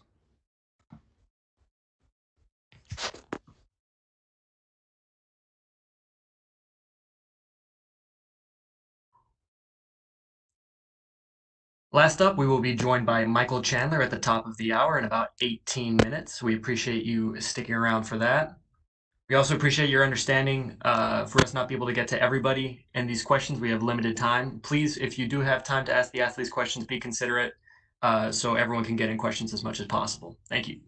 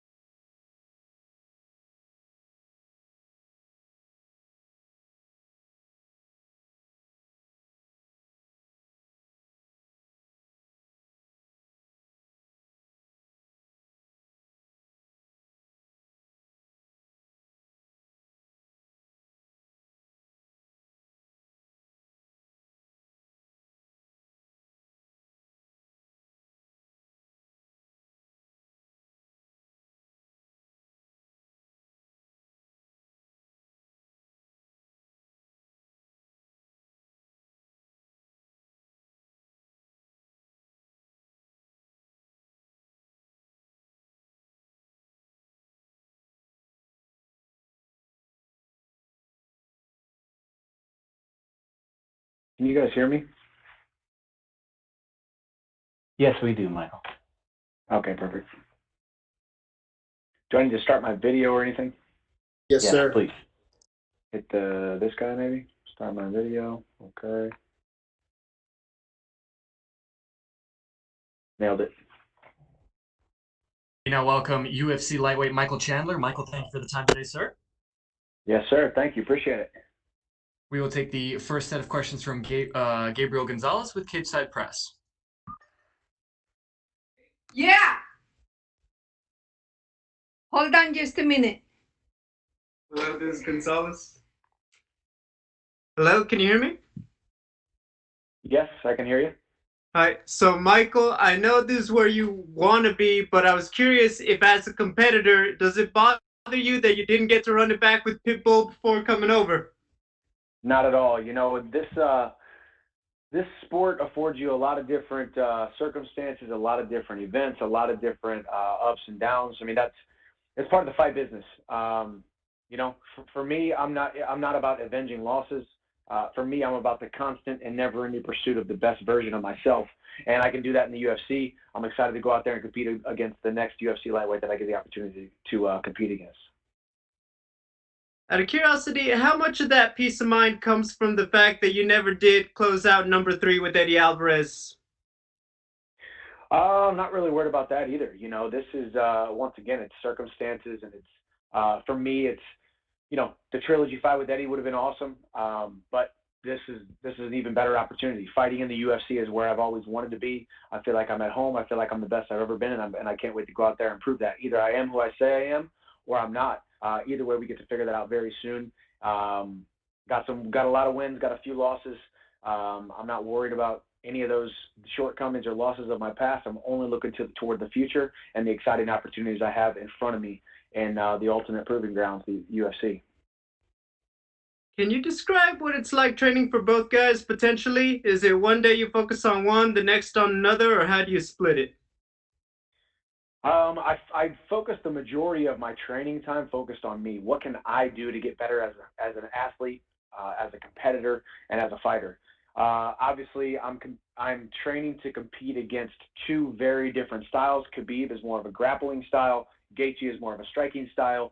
So if I can just become the best, well-rounded mixed martial artist, both coupling and mixing together the ground game with the striking game, I'm going to put myself in the best possible scenario to be successful against either opponent. So getting to this fight healthy, happy, and ready to make weight and step inside that cage against either guy is the goal. Spirits are extremely high. Couldn't be happier. I'm excited to go out there and compete, whether I get to compete or I don't. If you don't get to fight for the belt on the 24th, who ideally would you want to be your first fight? You know, that's up to the powers that be. That's up to the brass and the UFC. Obviously, the UFC lightweight division is stacked from top to bottom. The top 5 is an absolute murderer's row. Obviously, having my name thrown into the hat as the backup for the main event against the number 1, number 2 guy is something I do not take lightly. I've been training my tail off accordingly, and I don't have a specific opponent in mind. Somebody inside that top 5. I've said it from the very beginning. I want to come into the UFC. I want to get thrown into the top 5. Either I am who I say I am, or I'm not, and we'll find out pretty quickly. So I want somebody in the top 5. Anybody in the top 5. Hey, thank you, Michael. Best of luck. Thank you. We'll take the next set of questions from Nolan King with MMA Junkie. Hey, Michael, I appreciate the time today, man. When we spoke before your last fight, you were talking about free agency, and you were saying you weren't really sure what to expect. So going through that process, can you just talk me through what it was like and why ultimately you chose the UFC? I think it's no secret. I mean, ultimately, I wanted to be in the UFC. Ultimately, I wanted to fight in the UFC octagon. I wanted to go out there and compete against the best guys in the entire world. Now I get that opportunity. If you would have asked me, 6 weeks ago if I was going to sign with the UFC, I would have said, I don't know. I'd say this. I know what my heart said. My heart said I wanted to be here. My heart said I wanted to be on these calls. My heart said I wanted to be going to Fight Island. My heart said I wanted to go and get the opportunity to become the number 1 lightweight undisputed fighter in the entire world. But there's also business decisions that need to be made. There's also numerous organizations vying for my for an opportunity to have me on their roster as well. And that's kind of what happened. You know, we spoke to numerous organizations, but ultimately when I went to Vegas and I had the conversations with the UFC, the phone calls, the face-to-face meetings, I felt like everything lined up perfectly for the perfect storm of all the last 11 years, the culmination of all the patience and all the persistence, a lot of ups, a few downs, a lot of pain, leading to this moment to get the right deal at the right time with the right organization. And here we are, and I couldn't be happier to be fighting in the UFC very soon in an octagon near you.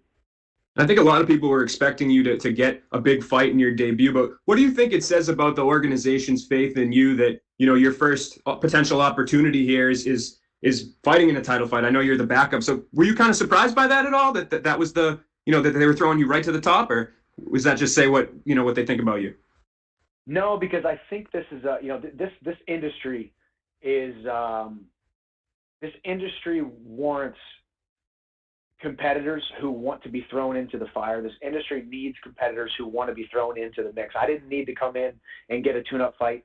I think Dana and the powers that be understand who I am. They followed my career for the last 11 years. They know when I step inside the cage, I'm going to come forward, I'm going to bite down on my mouthpiece, and I'm going to go out there and compete extremely hard in an entertaining fashion. So that was also my request as well. I didn't want to come in and get a top 15, top 10 guy. I wanted a top 5 guy right away. I want to be thrown into the mix. And I didn't need to come in and earn the right to be inside that top 5. I wanted to be inside the top 5, and we'll find out pretty quick. Either I am who I say I am or I'm not. But I'm not surprised by it. This kind of does work out perfectly. You got a guy in Khabib who has pulled out of numerous fights. Justin Gaethje, I don't think, has pulled out of too many fights, but we're living in the COVID-19 era of mixed martial arts where we're taking upwards of 5, 6, 7 tests on leading up to the fight. So the chances of people testing positive, you know, before we just had to worry about weight cuts, we had to worry about injuries, we had to worry about weight cuts and injuries, but now we have to worry about COVID-19 as well. So it's smart to have a backup. I have, number 1, never pulled out of a fight. Number 2, never said no to a fight. Number 3, never missed weight. So I'm the perfect guy at the right time to get this opportunity to show up to Fight Island, to be the backup, and have my name thrown right into the mix. And I think it does say a lot about the UFC's view and vision of me and for me moving forward. Last one for me. We've seen backup fighters in the past. You're perhaps the most high-profile backup that we've seen. So when you prepare, you're obviously preparing like you're fighting on that date. Is that difficult at all, knowing that, you know, Khabib and Gaethje, they have one guy to prepare for, so to speak, but you're kind of preparing for 2? It's true, but really, truthfully, if bad luck does befall the UFC and all of a sudden Michael Chandler has to step up and fight one of those guys, turns out I'm in the better situation because I've been training to fight either one of those guys, and neither of them have been training to fight me. But that's neither here nor there. The focus is 90% focus on myself. Where can I get better in all areas of mixed martial arts? Obviously, work on a ton of ground game for that Khabib opportunity and option. Focus on and clean up my striking, offense and defense for that possible Gaethje matchup. I think I match up extremely well with both of them from a mixed martial arts mixing of all the different styles. I think I'm kind of the guy in between. I'm kind of the perfect middleman between your ground game fighter in Khabib and your striking fighter in Justin Gaethje, who isn't afraid to go out there, sling leather, and get into a war. I'm the perfect mixture of both of those guys, which in turn makes me a great matchup for either of those guys. So if I just focus on being me, focus on getting in great shape, showing up happy, healthy, and hard to kill. If I show up October 24th with a fight, I think I'm going to do extremely well against either of those guys and cement myself immediately into that top lightweight in the world picture. Appreciate the time, Mike. Thanks. Thank you. We will take the next set of questions from Dennis Geico with RT. Oh, Michael, how are you? I'm good. How are you? Doing good. Obviously, you don't know if you are going to fight at UFC 254 and which fighter would you face, but which fighter would you rather test yourself against, Khabib or Justin? It's always been the number 1 guy, you know, and this has always been the question that gets asked to me all the time. Who's your dream matchup? My dream matchup is whoever the number 1 guy is in the world. And I sat down when I sat down with the UFC, and I sat across the table from Hunter Campbell, and I looked at him and I said, listen, I have not been training to fight the guy that I signed on the dotted line for the last 11 years. I've always been training for your champion, for the number one guy in the world. Back in the day, it was Benson Henderson and Frankie Edgar, and then all the way through the Rafael Dos Anjoses and the Anthony Pettis's, and then into the Eddie era, and then the Conor era, and then now the Khabib era. I've been training to fight those guys since day one. So for me, it's always been, who's the number one lightweight in the world? The number one lightweight in the world is Khabib Nurmagomedov. He's looked as close to as unbeatable as any fighter ever has in the history of the sport. So that's the guy I want to test myself against. That's the guy who it excites me to stand in front of. That's the guy who it excites me to stand across the cage from. So he's the number one guy. I want that number one spot. Either way, it's hard to talk about this scenario without realizing that this is bad luck happening for the UFC and this main event falling off and then me stepping in. But if I had it my way, if a fighter does pull out, I would like for it to be Gaethje, so I can fight Khabib, be the number one lightweight in the world, the night of October 24th. Do you remember the day when Khabib won the championship belt against Winter on April 7, 2018? Where were you back then, and were you watching this fight live? I was watching the fight live. I've always been interested in Khabib Nurmagomedov as an athlete. From day one, when he first stepped into that UFC octagon, I knew he was a special talent. I knew he was a special competitor. I knew he would eventually be the champion, be the number one lightweight in the world. He's always been a guy I've had my eye on. He's a guy who I've at times emulated and tried to pull things from his style. He's also a guy that I've trained for the last 3, 4, 5, 6 years to make sure, okay, I need to have my game in a place where I can beat that guy. And now I possibly get that opportunity. I think I was at home. I was having a party. I was having people over for the fights, and we were watching it. And I remember being in the room with numerous family members and friends, and all of us saying, okay, that's our guy, and he's probably going to be holding that belt for a very long time. Possibly whenever I step foot into the UFC octagon for the first time, I bet he's probably still holding the title. Here we are, fast forward 2-3 years later, and that is the case. So now I get that opportunity on October 24th, possibly, if not October 24th, sometime in 2021. So did you think back then, how would you do in this fight against Khabib when you were watching him fighting Winter? Yes, because I've always, I've always, as I said, admired his style. He has a very ground game dominant style. He lets it be known exactly what his style is going to be. He's going to come forward. He's going to put pressure up on you. He's going to push you up against the cage. He's going to pick you up. He's going to put you down, and he's going to hold you there for 25 minutes if you let him, or until he gets the finish. So that's a part of my game that I've always said, I think I have the right recipe to beat a Khabib. Now, Khabib Nurmagomedov is the best lightweight in the world. As the records stand, as the rankings stand, he is the number one lightweight in the world. But I believe I have the recipe to beat Khabib Nurmagomedov. I believe I am the dark horse of the division. I immediately went from outsider to insider to dark horse to champion in the next 12 months, and that's what I'm going to do. And whether I have to beat Khabib or I beat Gaethje or I beat someone else, I will be UFC lightweight champion in the next year. All right, thank you so much. Thank you. We will take the next set of questions from Ezekiel Berganzi with Somos MMA. Hey, hello, Michael. How are you? I'm good. How are you?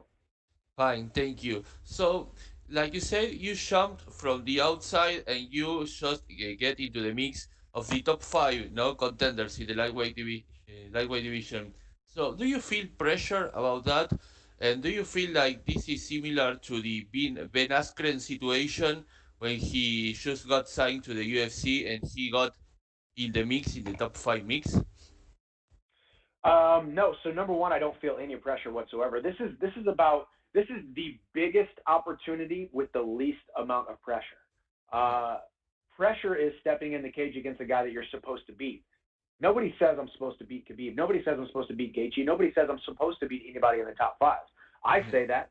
My family says that. My training partners say that. My coaches say that. So there's a very small group of people out there that truly believe that I'm, the number one lightweight in the world.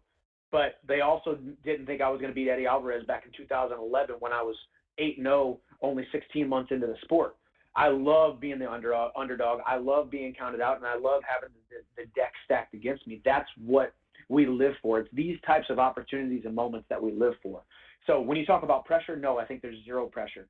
There's just excitement. There's a newfound joy and a newfound tenacity and a newfound purpose for myself and all my life that I get to go compete against the best guys in the world. I've been saying I'm the number one lightweight in the world for 10, 11 years. I've had a lot of ups. I've lost some fights I shouldn't have lost. I've proven the doubters correct that I wasn't the best lightweight in the world numerous times. But now here I am as I sit here today and speak to you and speak to the media. I believe I'm the best lightweight in the world. I'm the best shape mentally, physically, and spiritually that I ever have been.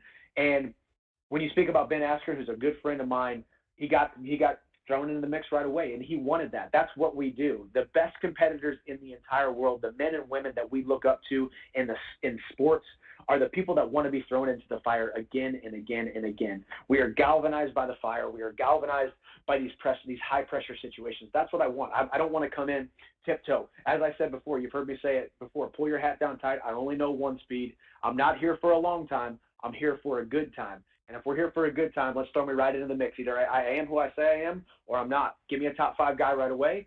Give me number 1, number 2, October 24th. We'll see. Do I sink or swim?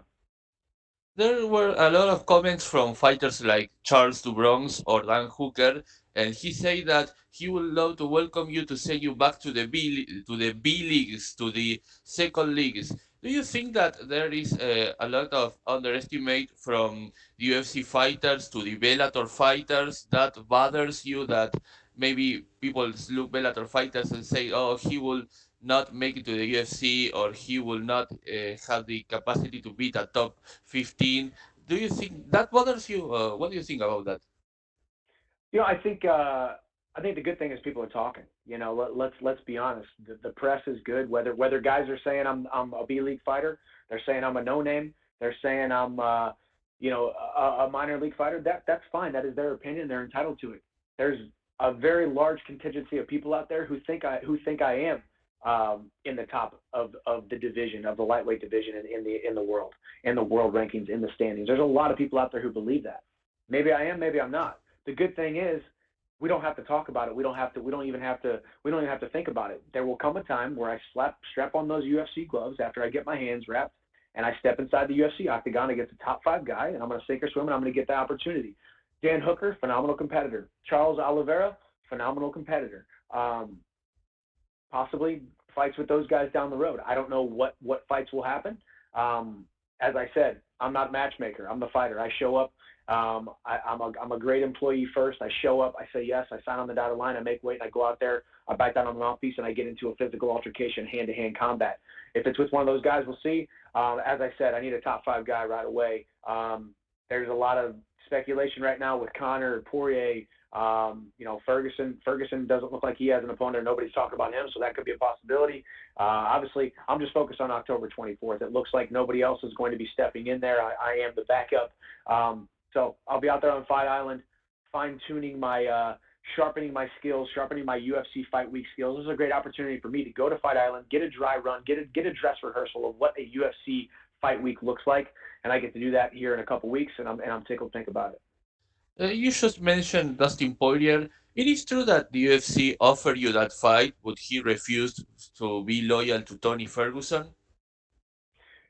For me, and I said this since day one, I wanted to come in, I signed on the dotted lines, let the UFC do what they do. I will say the fight wasn't necessarily offered to me, but let's be honest, we talk about matchups. Hey, are you down to fight this guy, this date, here or there? I said yes to everything. As long as he was in the top 5 and as long as it was pretty darn soon, I was ready to step inside the cage. So obviously he was a guy who was in the top 5, and he was a guy who was looking to fight on Fight Island. The October 24th date made sense.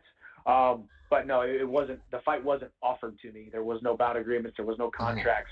I said I would be willing to fight him, Tony Ferguson, Conor, anybody in the top 5.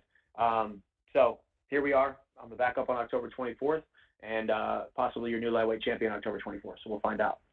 And my last question is, did you find any difference between the UFC and Bellator? Well, in management in this case, because you didn't have your first fight in UFC yet, but you have you noticed any difference between them? That can you tell us about that?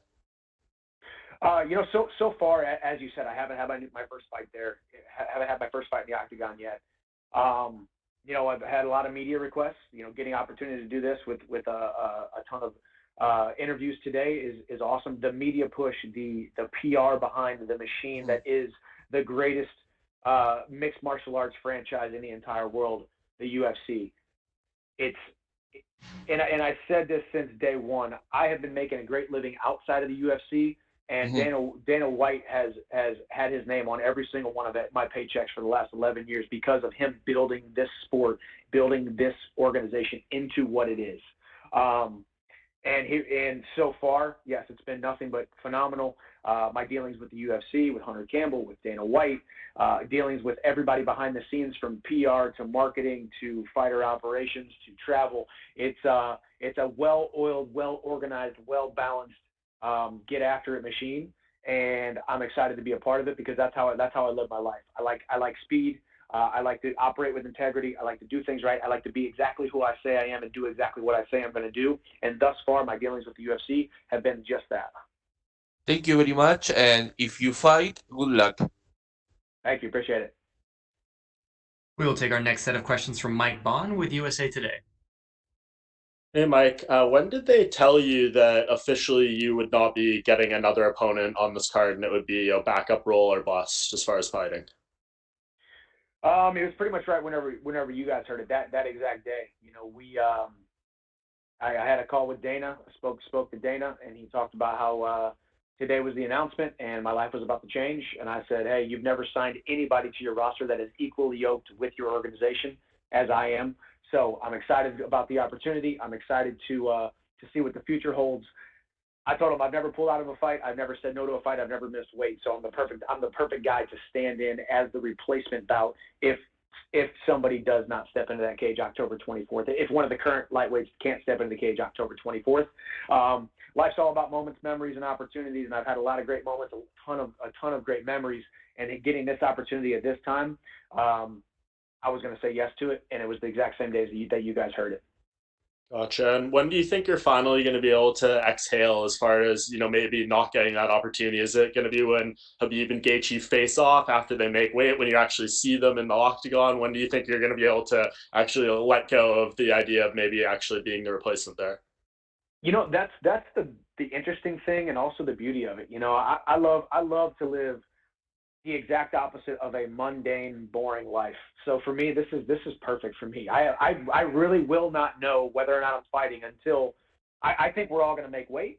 I wouldn't even put it past the UFC to have me wrap my hands up and show up to the event. Who knows? I mean, these days we saw Tony Ferguson pull out of the Tony Ferguson versus Khabib fight because he tripped over a electrical cord on fight week. Anything can happen inside that octagon, and anything can happen before we step into that octagon. So my job description is the number one lightweight contender who will step into the cage for one of these guys as a replacement, whether it's replacement today or a very, very late replacement on October 24th, 7 minutes before those two guys are supposed to fight. That's my job description. I always come through with my end of the bargain. That is my end of the bargain. So fight day, maybe, until my phone rings and it says, and Dana White calls me and says, hey, you're off. These guys are going to fight.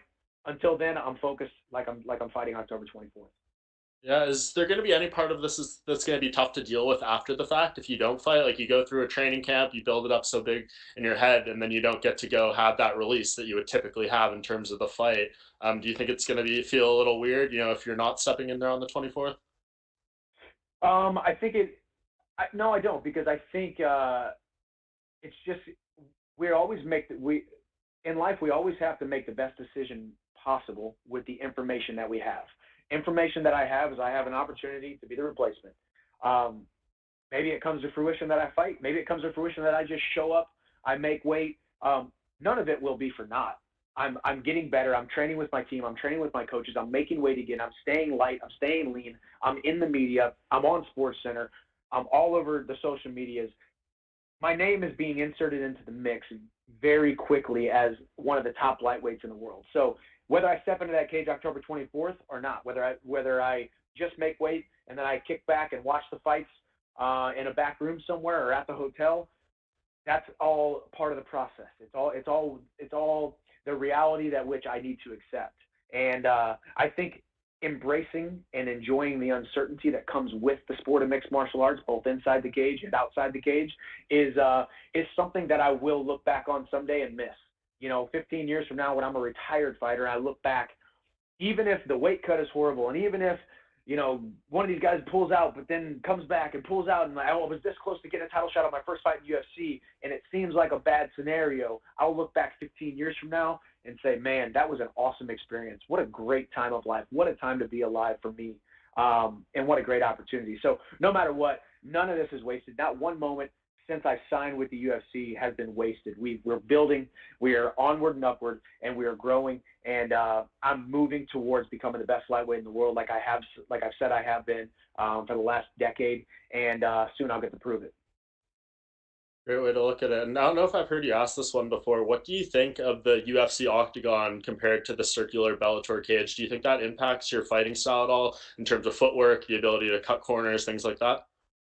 That is actually really interesting too, because my business partner and my production company, we're down here filming some content. He just started talking about this morning, because I'm wearing the UFC gloves now in my training. We're getting some awesome footage, and then we started talking about, oh, now you're going to be fighting in an octagon or a cage, and I or in a circular cage is what I've been used to the last basically 23 fights. But I don't really see a difference. I think when you're inside that cage, well, number one, I train inside an octagon at Stanford MMA down here in Florida, in Deerfield Beach. So I'm training in an octagon. So before I was training in an octagon for a circle cage. Now I'm training in an octagon to be fighting in an octagon. So I've been prepared for it. I think at some point the shape of the cage doesn't really matter too much. It's more the symbolism. It's more symbolic of, for me, stepping into the ultimate proving grounds, which is the UFC, and I'm excited about the opportunity. I don't care if it's a square, an octagon, a circle. I'm going to go out there, I'm going to bite down on my mouthpiece and get into a hand-to-hand combat.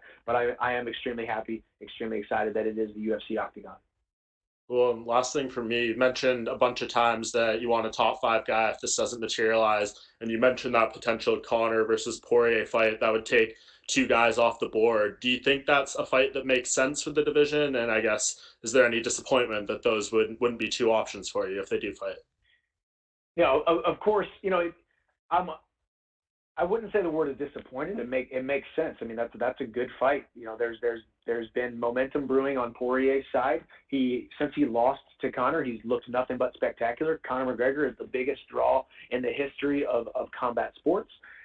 If that's who Conor wants to fight, he's going to fight him. If I'm who Conor wants to fight, he's going to fight me. But yeah, talking about those 2 guys, if those 2 guys are matched up, yeah, that takes out 2 guys in the top 5. Obviously, with Khabib and Gaethje lined up, Conor and Poirier, that really only leaves Tony Ferguson. So I'd love the opportunity to fight Tony Ferguson. I'd love the opportunity to fight anybody in the top 5. So we'll see what happens. Either way, if I take my competitor hat off and I put my fan hat on, Conor versus Poirier is a great fight, even though I would love to fight either of those guys. Great. Thank you, Michael. Appreciate the time. Thanks, Mike. We'll take our next set of questions from Cote Cruz with the 4 to Win podcast.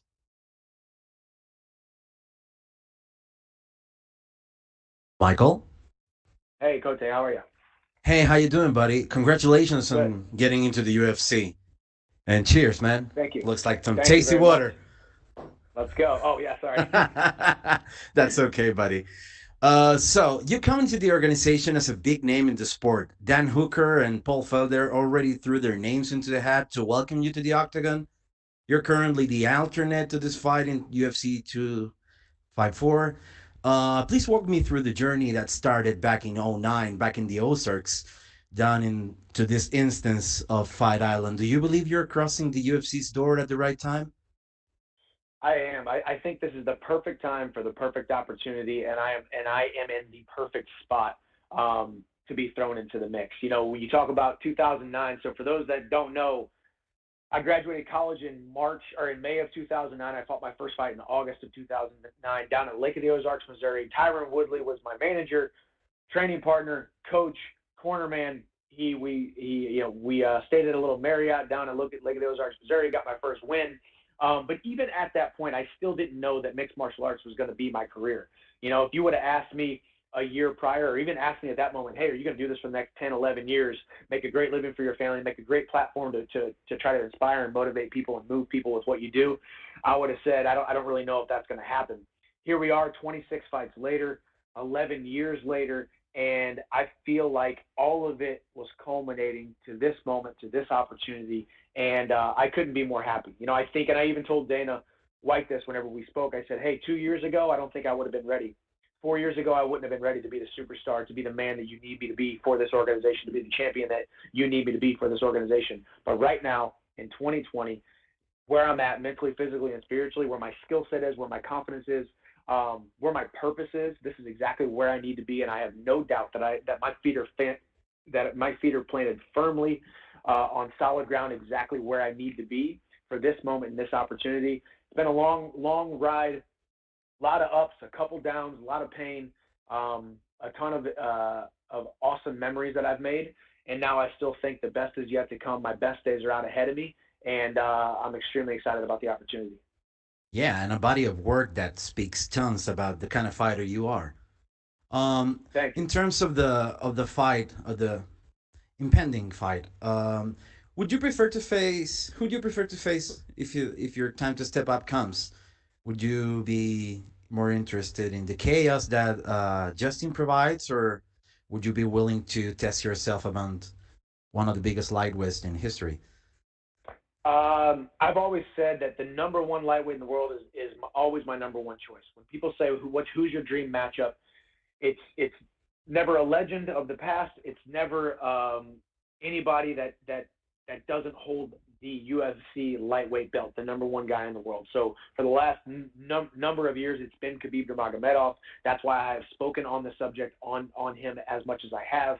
So ideally, it's a fight against Khabib, but no matter what, the Chandler versus Gaethje fight has to happen somewhere down the line. He's a guy who's on record who said, I want to make my opponents see their own blood. I want to engage in car crashes with them. And there's no better dance partner than me to go get into a bunch of car crashes in front of millions of people in the UFC octagon. I respect both men as competitors. I respect both men as athletes. They right now are my number one, Khabib, and number two options for the two fights that I want, but Khabib would definitely have to be number one. Just to connect real quick with this thing you said about not being interested in fighting guys from the past or whatever, I was thinking about if you had any kind of bucket list kind of fight, like with active fighters, whatever, is just for the love of the sheer violence and the sheer joy of watching you perform. Who would you think that would bring the best out of you? So I think if this was, I think if this was 5 years from now, 10 years from now, and I was a young up and comer 10 years from now, and I'm a lightweight, I would say Khabib. I would say Khabib today, and I would also say Khabib for the next decade, because Khabib has shown to be just about as unbeatable as you possibly can be in the sport of mixed martial arts and at the lightweight division. He has barely looked infallible whatsoever. He is extremely dominant. He is a man who really truly lives out his passion for mixed martial arts.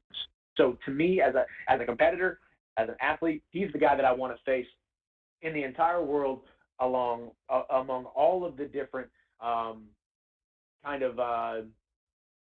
classes of mixed martial arts when it comes to the very beginnings in the 1990s, the 2000s, and now into 2020. Of course, there's other guys. GSP is one of the greatest of all time, who's around my weight class. I've always had a ton of respect for him.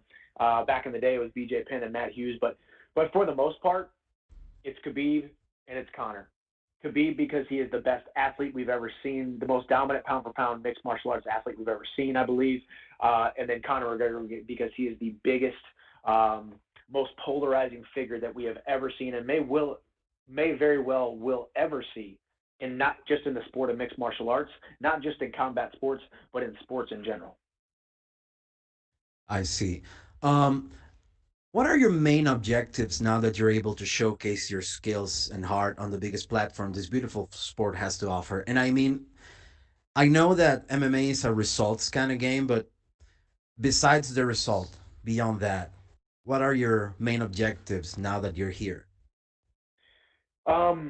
Truly, I think now being put on the biggest platform possible to show people a physical manifestation of the fight that everyone is going through every single day, whether it be in their business, in their relationships, in the circumstances that they have that they are encountering in their life. I believe that mixed martial arts is the greatest sport on the planet Earth today because of what Dana White and the UFC did by getting it back on air ASAP as soon as possible after a worldwide pandemic, giving people something somewhat of normalcy, somewhat of hope to look for, to strive to, and to have an outlet for.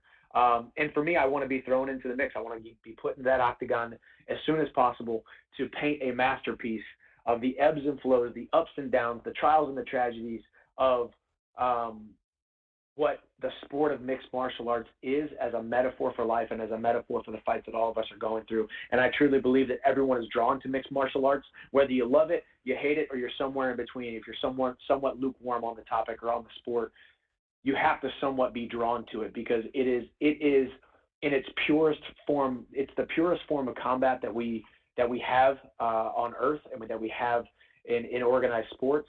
And I love to be on the roster of the biggest organization in the world and the ultimate proving grounds in the UFC.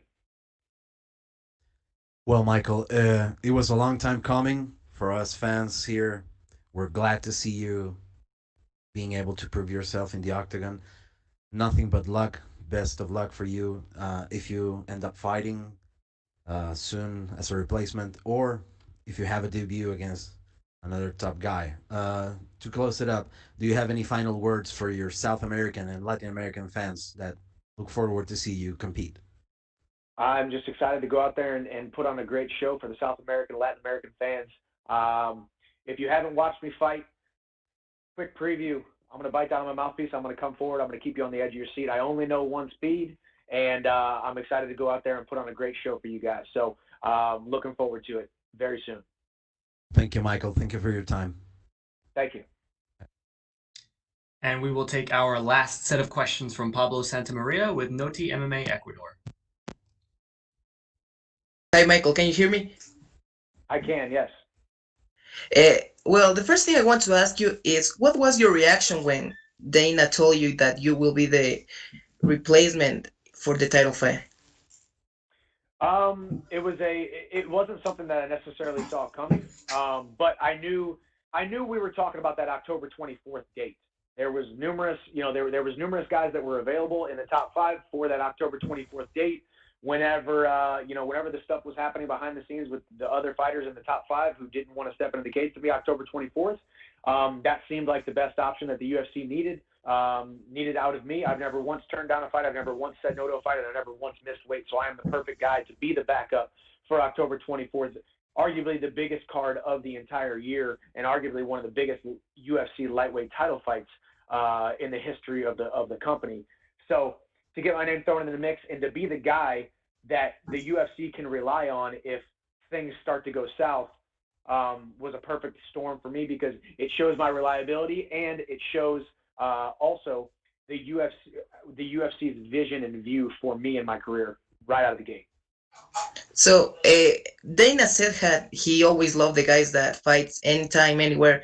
It doesn't matter with who. So how's been your relationship with Dana until now? It's been phenomenal thus far. We've had some really great conversations talking about vision, talking about future, talking about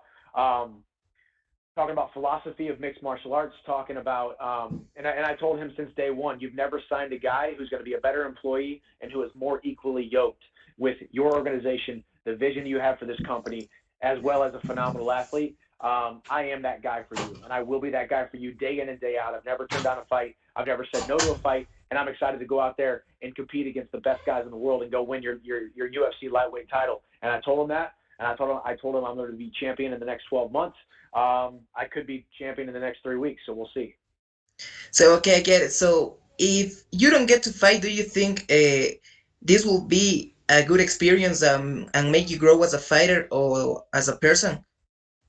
Absolutely. You know, this is an opportunity that there's a little bit a bit of uncertainty, you know, that surrounds it. You know, I know on October 14th we head to Vegas, we quarantine, we get our coronavirus test, we hop on a plane, we go to Fight Island, and we spend about 7 days there on Fight Island for a fight card that I may or may not be on. You know, I understand there's a lot of uncertainty. I understand that there's no guarantee that I'm going to fight. Chances are there's in all likelihood I probably won't fight.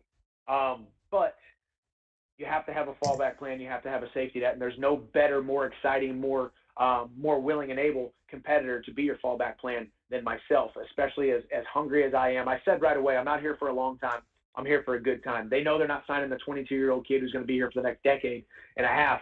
I want to come in right away, shake things up, throw my name into the mix, and prove to everybody that I'm one of the best lightweights in the entire world, if not the best lightweight in the entire world. But for me, all of this is a brand new experience. You know, I've been engaged in the sport of mixed martial arts, competing in a cage, making a living in mixed martial arts for the last 11 years. But this is just the first month that I've now been signed with the UFC. So getting my footing underneath me, being reached out to by all the UFC staff, USADA staff, PR, communications, and then when we get out to Fight Island, meeting people face to face, getting to get the personal touches, the personal relationships right away, because these people are going to be my colleagues for the next foreseeable future, for the next 10, 15 fights, until I call it quits. So for me, it's a good dry run, dress rehearsal, and an exciting time in my life, whether I fight or not, October 24th. Okay, I get it. So, I mean, you in an interview with Ariel Helwani, you said that you think your wrestling is better than Khabib. So a lot of people were talking like, "Oh no, what? I don't think he's better than Khabib on his wrestling." But what you will say to that people? I mean, I saw your wrestling sessions with Kamaru, and they are like unbelievable. So, what would you say to the people that haven't seen you wrestle? Well, a lot of those people don't know what Division I NCAA wrestling is. They don't understand what folk style and freestyle wrestling is. They see what Khabib does and his dominant manifestation of grappling and pushing guys up against the cage, and they call it wrestling. Khabib's mixed martial arts wrestling and sambo is extremely exceptional. It's exquisite. It's as close to unbeatable as we've seen of any style matchup, not just in the lightweight division, but across all divisions in the UFC. And but what I bring to the table is a perfect mixture of mixed martial arts, striking tenacity, mixing it up with wrestling, being able to pick a guy up, put him down, and being able to get up if Khabib takes you down, and being able to hold Khabib down if I take him down. That's what I believe. You know, I could be wrong. I don't think I am. I think I'm correct in my assessment of my skills, and I hope I get the opportunity to prove that in the very near future. Okay, Michael. So, if you cannot fight Justin or Khabib, you have Tony, Dustin, and Conor. If you could pick any one of those three, who would you pick to fight? Conor's the biggest name in combat sports, in the history of combat sports. So if we have fans there, I want to be a part of a Conor fight with a ton of people in the crowd, millions and millions watching on TV, on pay-per-view. That's the fight that I would want outside of Khabib and Gaethje. But Poirier and Ferguson are by no means playing second fiddle to that. I would love any of those three matchups, any of those top five guys, Khabib, Gaethje, Conor, Poirier, or Ferguson. Those are all perfect scenarios, perfect guys for me to fight. It looks like Poirier and Conor might be setting something up in the works, getting something matched up. That leaves Tony Ferguson. I think he and I could go out there, put on a phenomenal show for the fans. Okay, so you're talking about the Conor and Dustin. If that fight happens, who do you think will win? I think Conor beats Poirier again. I do think. I think I think the Conor that we saw step into the cage against Cowboy Cerrone in his last outing, I think that, we didn't get to see much of his skill set, but his poise, his focus, he looked like Conor is a constant pinball of being extremely motivated and then kind of going off the rails a little bit. But I think a focused Conor McGregor goes out there and would be able to beat Poirier again. But Poirier has looked phenomenal in his last few outings. But I would have to give the slight edge to Conor. Okay, so would you like to send a message to your Ecuadorian fans, Michael? Yes, I love the people of Ecuador. I can't wait to go out there and put on a phenomenal show for you guys. Whenever I finally get to step into that octagon, be on the edge of your seat. Don't blink, because I'm bringing fireworks, and we're going to have a good time. Okay, thank you very much, Michael, and I cannot wait to see you in the UFC out there. Thank you, Pablo. Appreciate it. Thank you, Michael. That is the end of our time with you, sir. We really appreciate it. You did a phenomenal job. Have a fantastic day, sir. All right. Appreciate you guys. Have a great one.